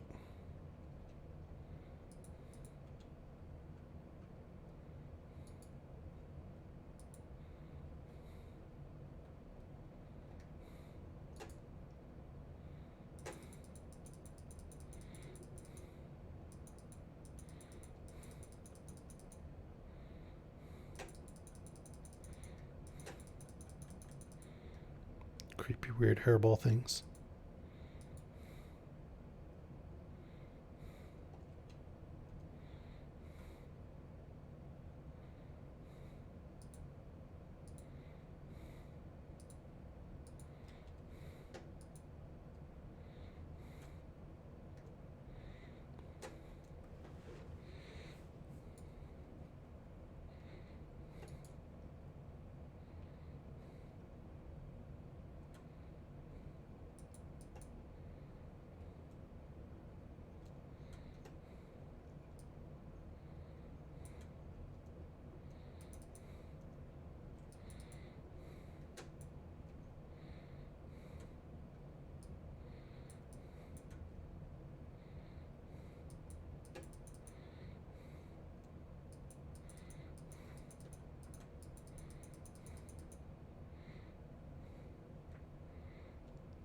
Oops, run, run,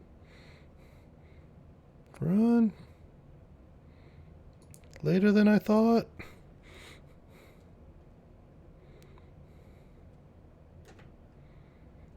Run for home, toot, toot, toot, toot, toot.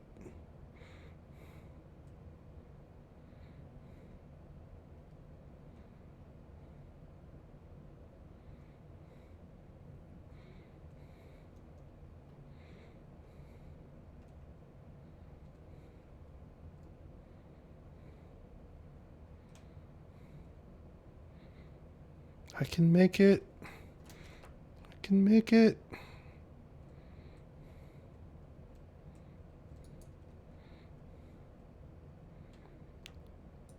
Whew. Seconds to spare. Look at that. I made it. That was really close. That was stupidly close.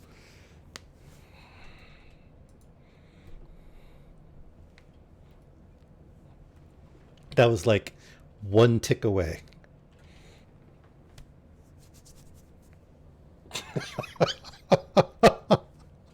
It really was. I didn't think I was going to make it.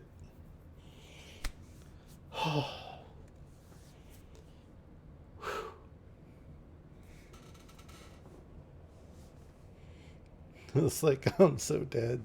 They're going to be so mad at me because it costed us a bunch of money. Oh, okay. Whose house is that anyway?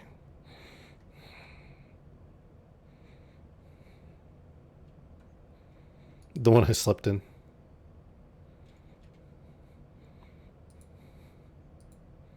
Hmm.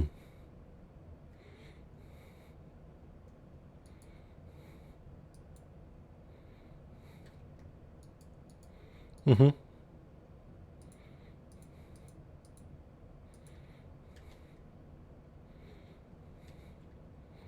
Okay.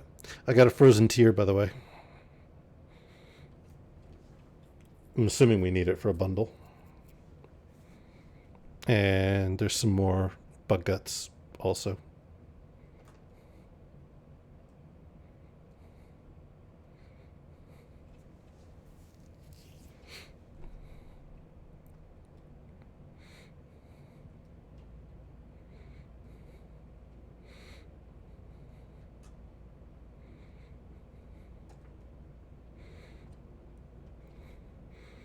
Oh, do we want a barn or a coop?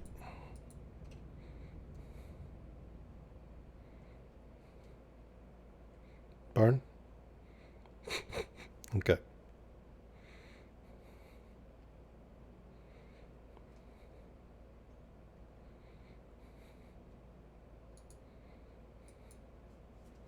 Am I?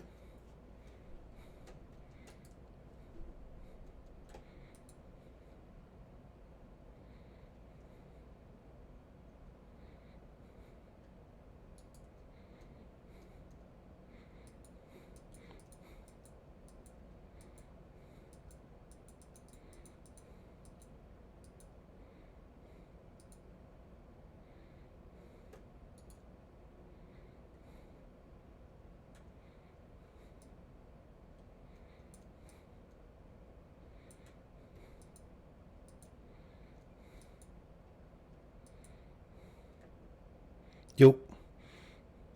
Frozen tears in a box. Something about give frozen tear tomorrow.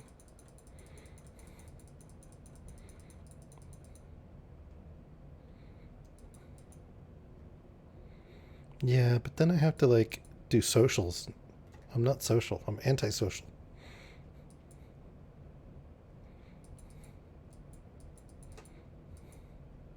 Shh. Ow. Stupid bat.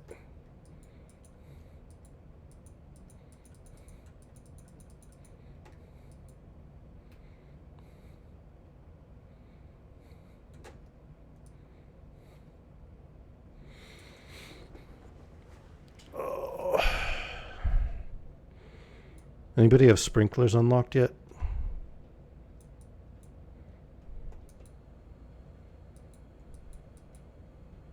Ooh, omnigeode.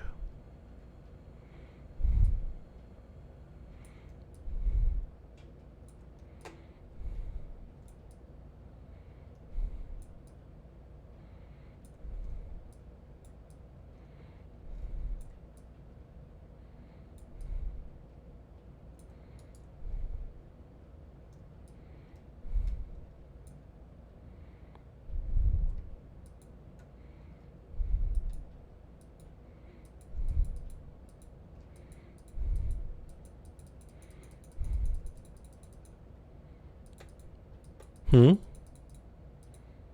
Oh, was I breathing into the mic? My bad.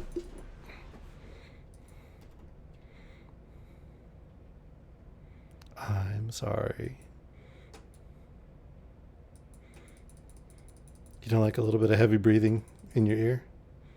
It's not a good thing.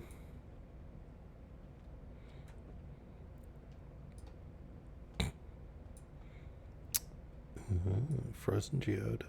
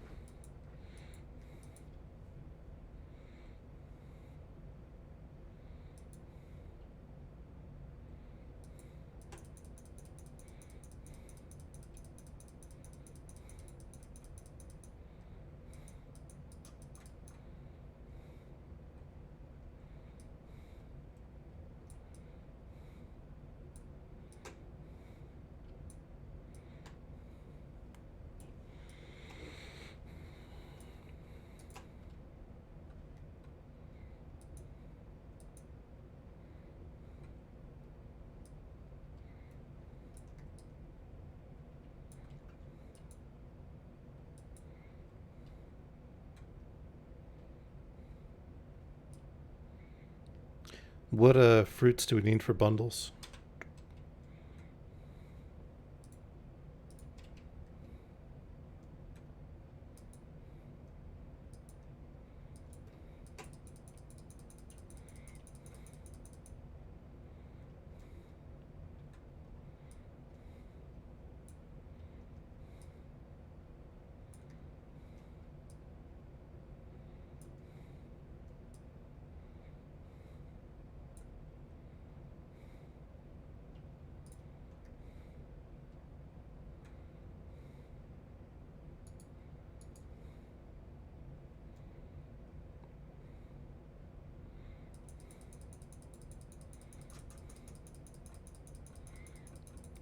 Ooh.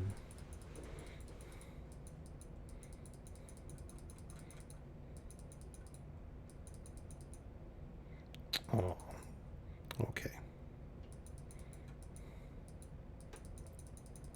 Tell little dude we said goodnight.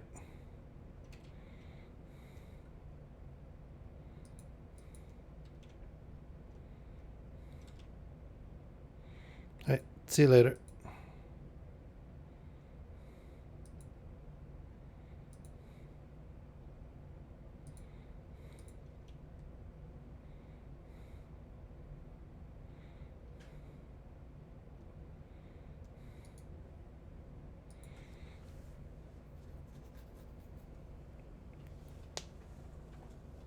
So basically, all of the things.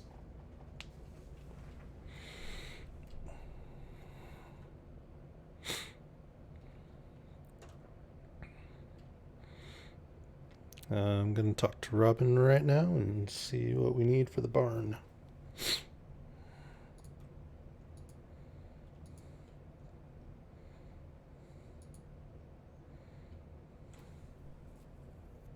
All right, construct farm buildings. 300 wood and 100 stone.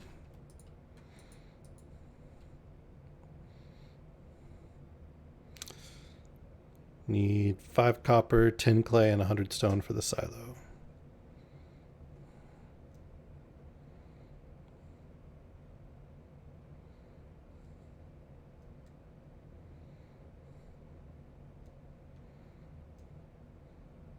I thought that was like um, the entire vault was restored to repair the bus.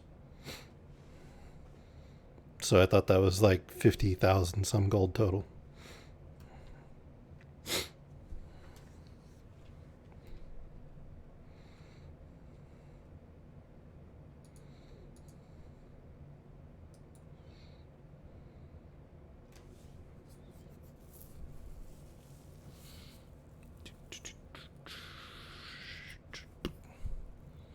Let's see. Clay, stone, wood.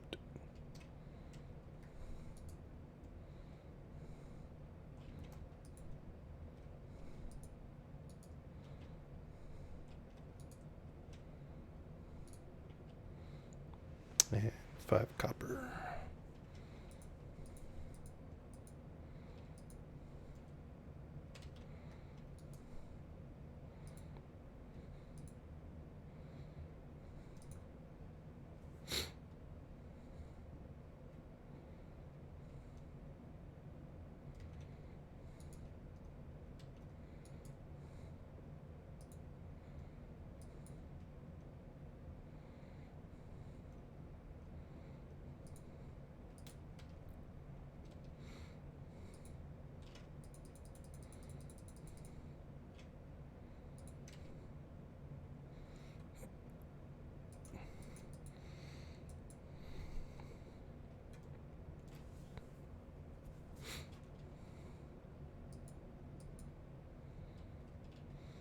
Okay, I will plant tomorrow.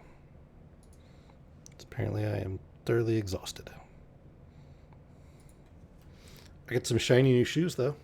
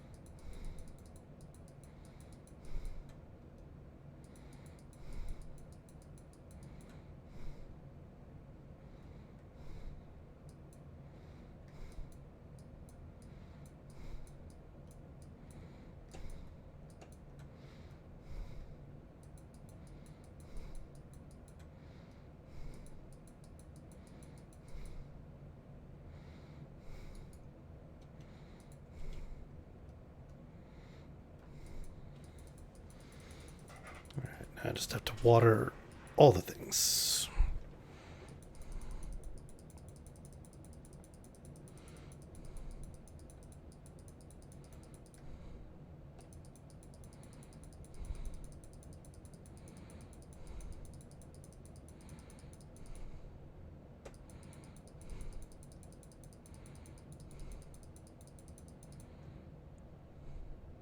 All to the water.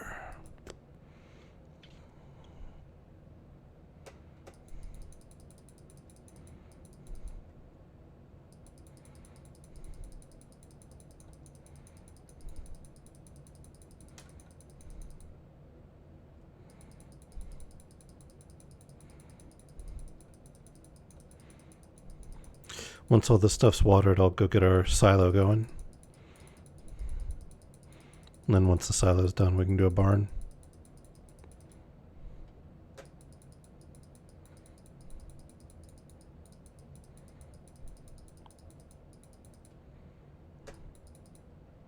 I just don't want to get the barn before we have hay.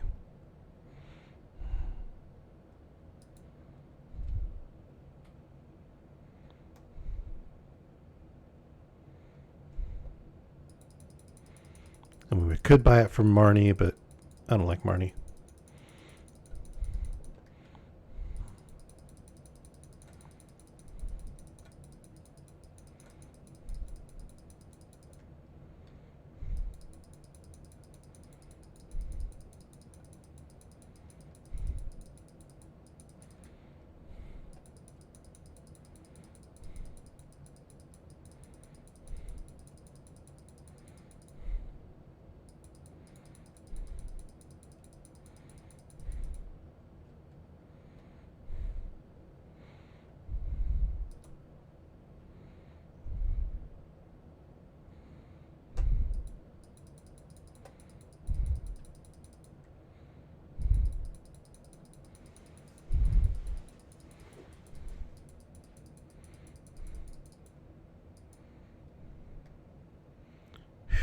Okay, everything's watered now.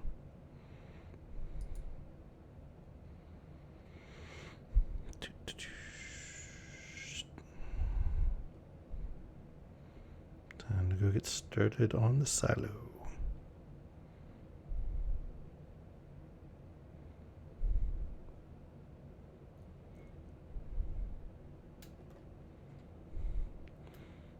You like my snazzy blue shoes?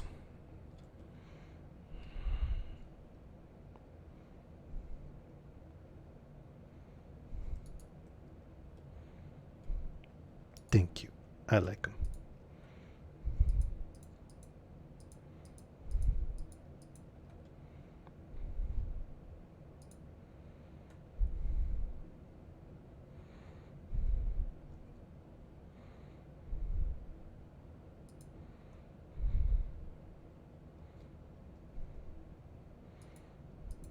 All right.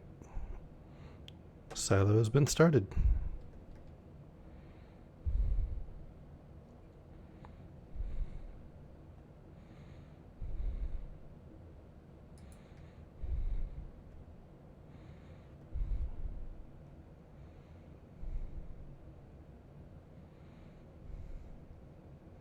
What achievement?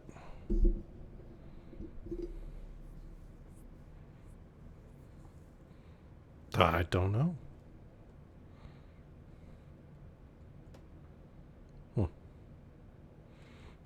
Maybe it's the fishing equivalent of mother lode, and you got like a whole bunch of stuff somehow. I don't know.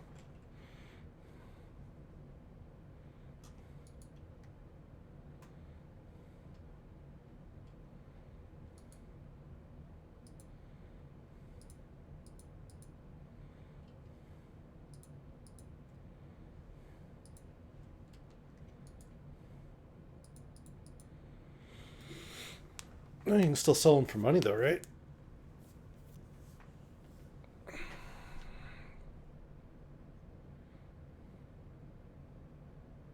I don't know.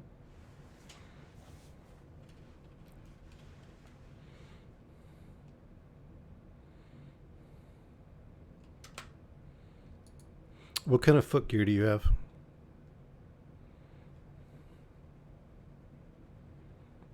Okay. There's some sneakers or some workman's boots if you want them. They both just add to defense.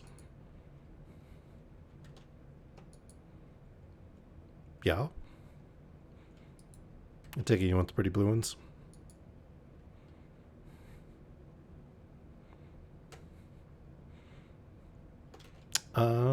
They give +2 immunity, but only 1 defense.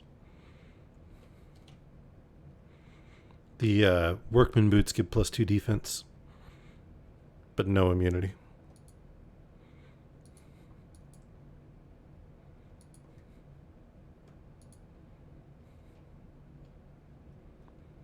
Right. I totally need to upgrade the X. Maybe after the melons come in.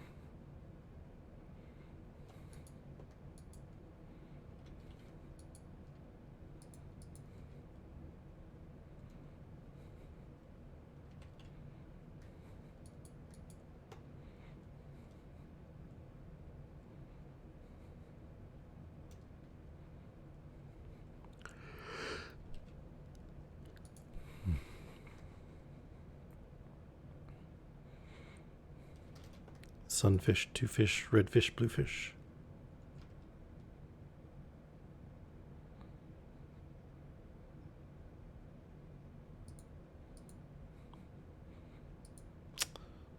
Okay, I will get there eventually. Working on it.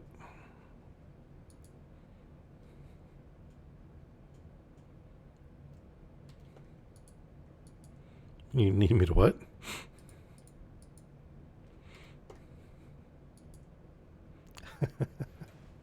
I'm working on it.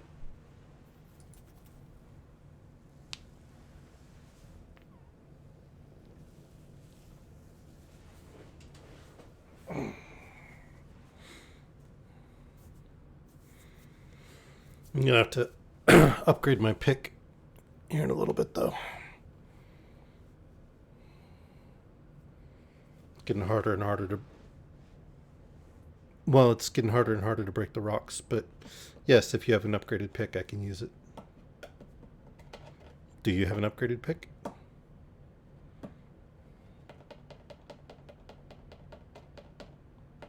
This is true, yes.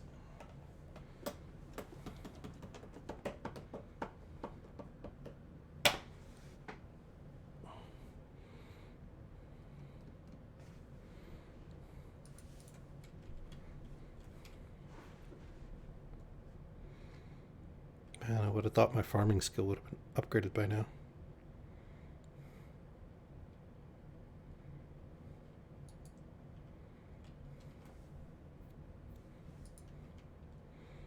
Aw, Dad's impressed.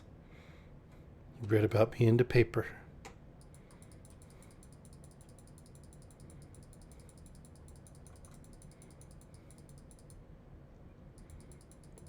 Of course, he also thinks I'm going to buy him an island bungalow. He's funny.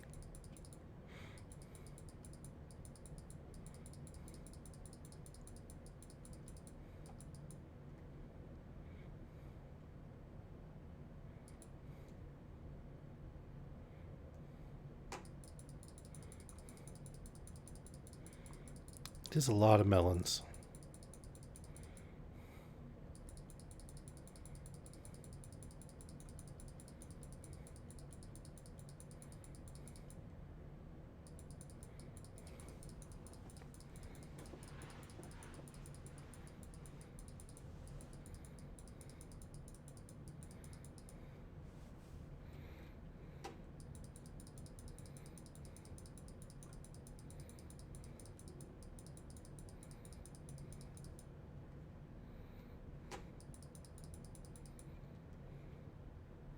It's like 90, no, 103 melon plots, I think.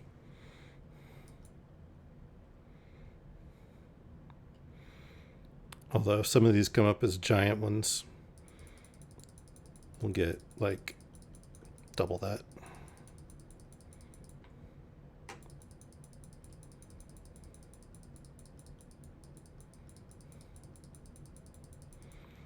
So, what kind of fish do you get from fishing on the farm? Does it count as ocean?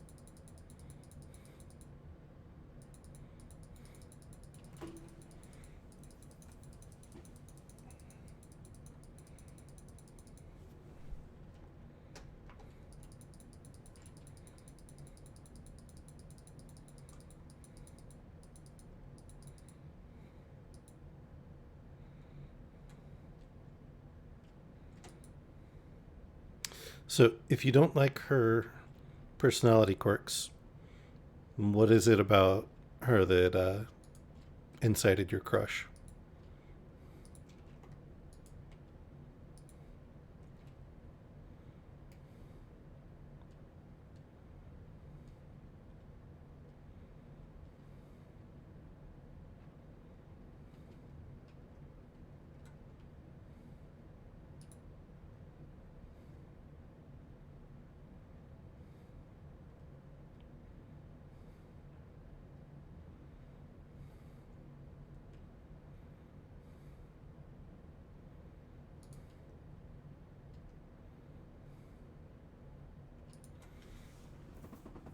Just restoring energy.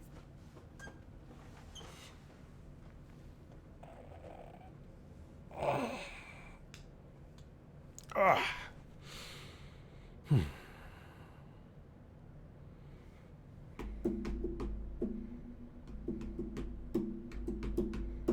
you going to come play New World with us in July?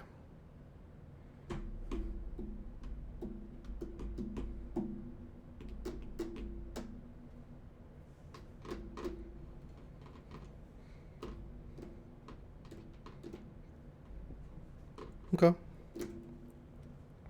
Well, Phil and I had a lot of fun during the week that it was unlocked last year. And they've made a lot of improvements. So.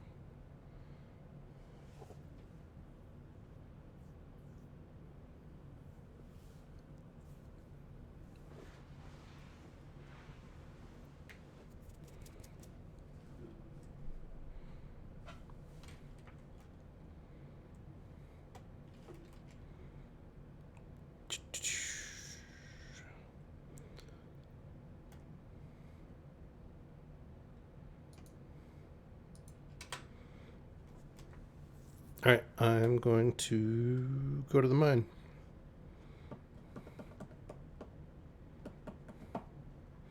Work on getting to level 100.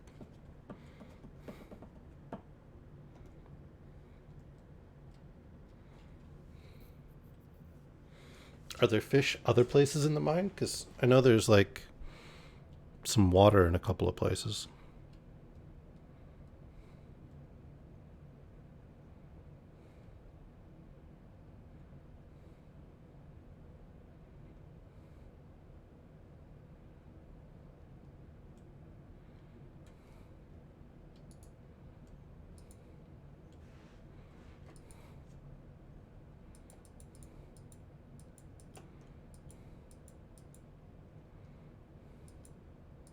Worse than green algae?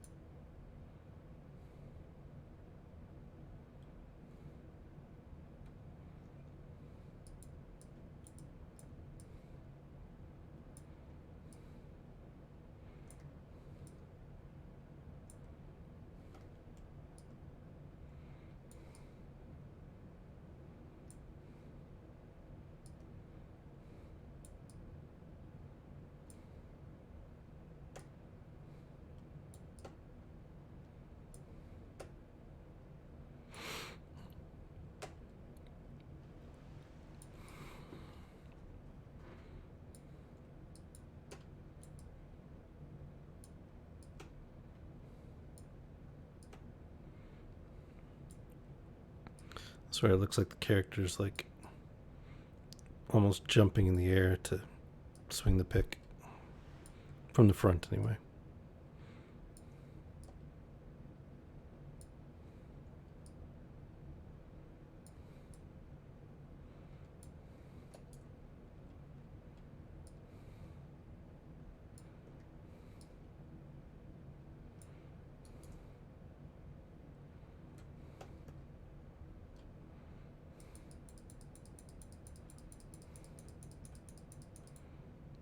Ooh, got crystal fruit.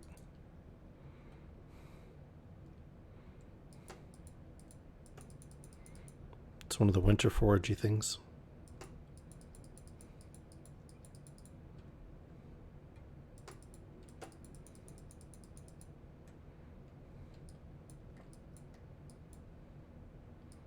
Found a book.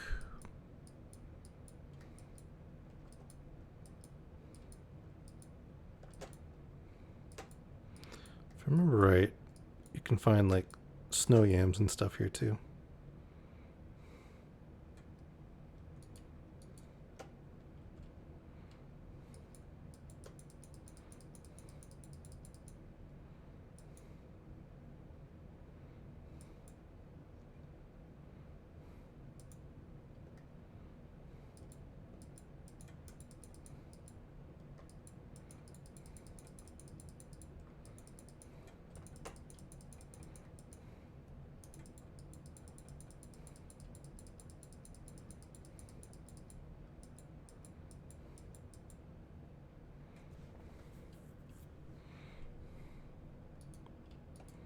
Down we go again.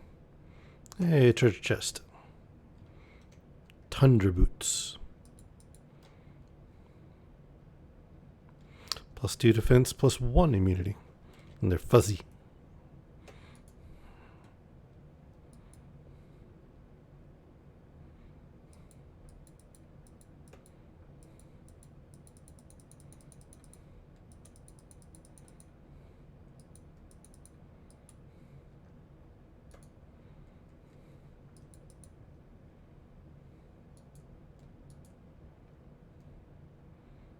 It's weird. It looks like there's another cave here.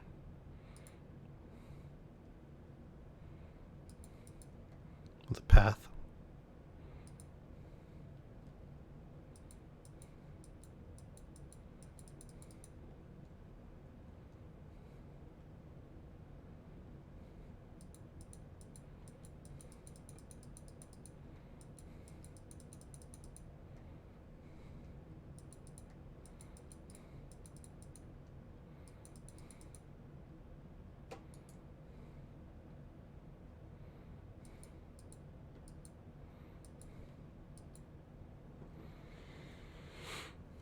Well, might be time to head back. Because I'm nearly out of energy and life.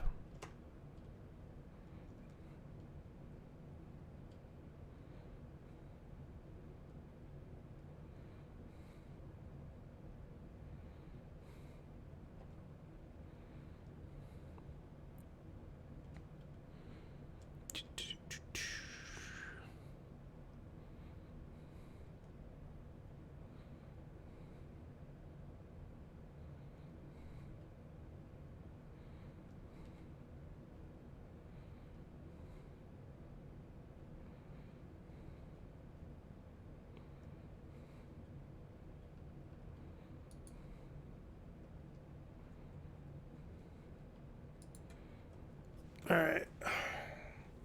You good with calling this a stopping point? Ooh, combat upgrade.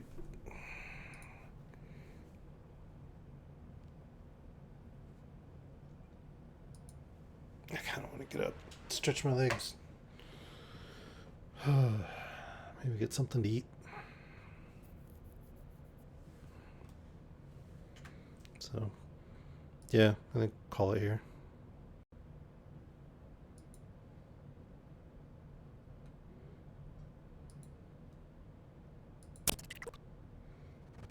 Let's see who we can go raid. Who is online?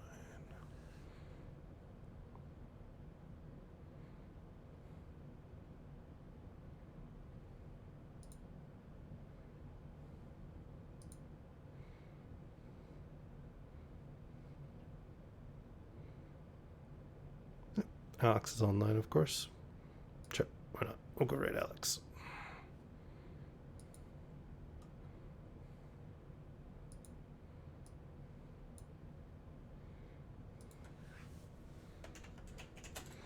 Raid Alex the Plug.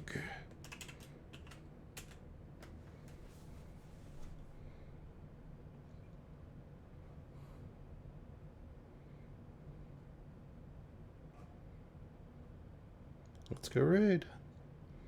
Away we go. All right. Thanks everybody for joining me. I appreciate it. And we'll see you tomorrow.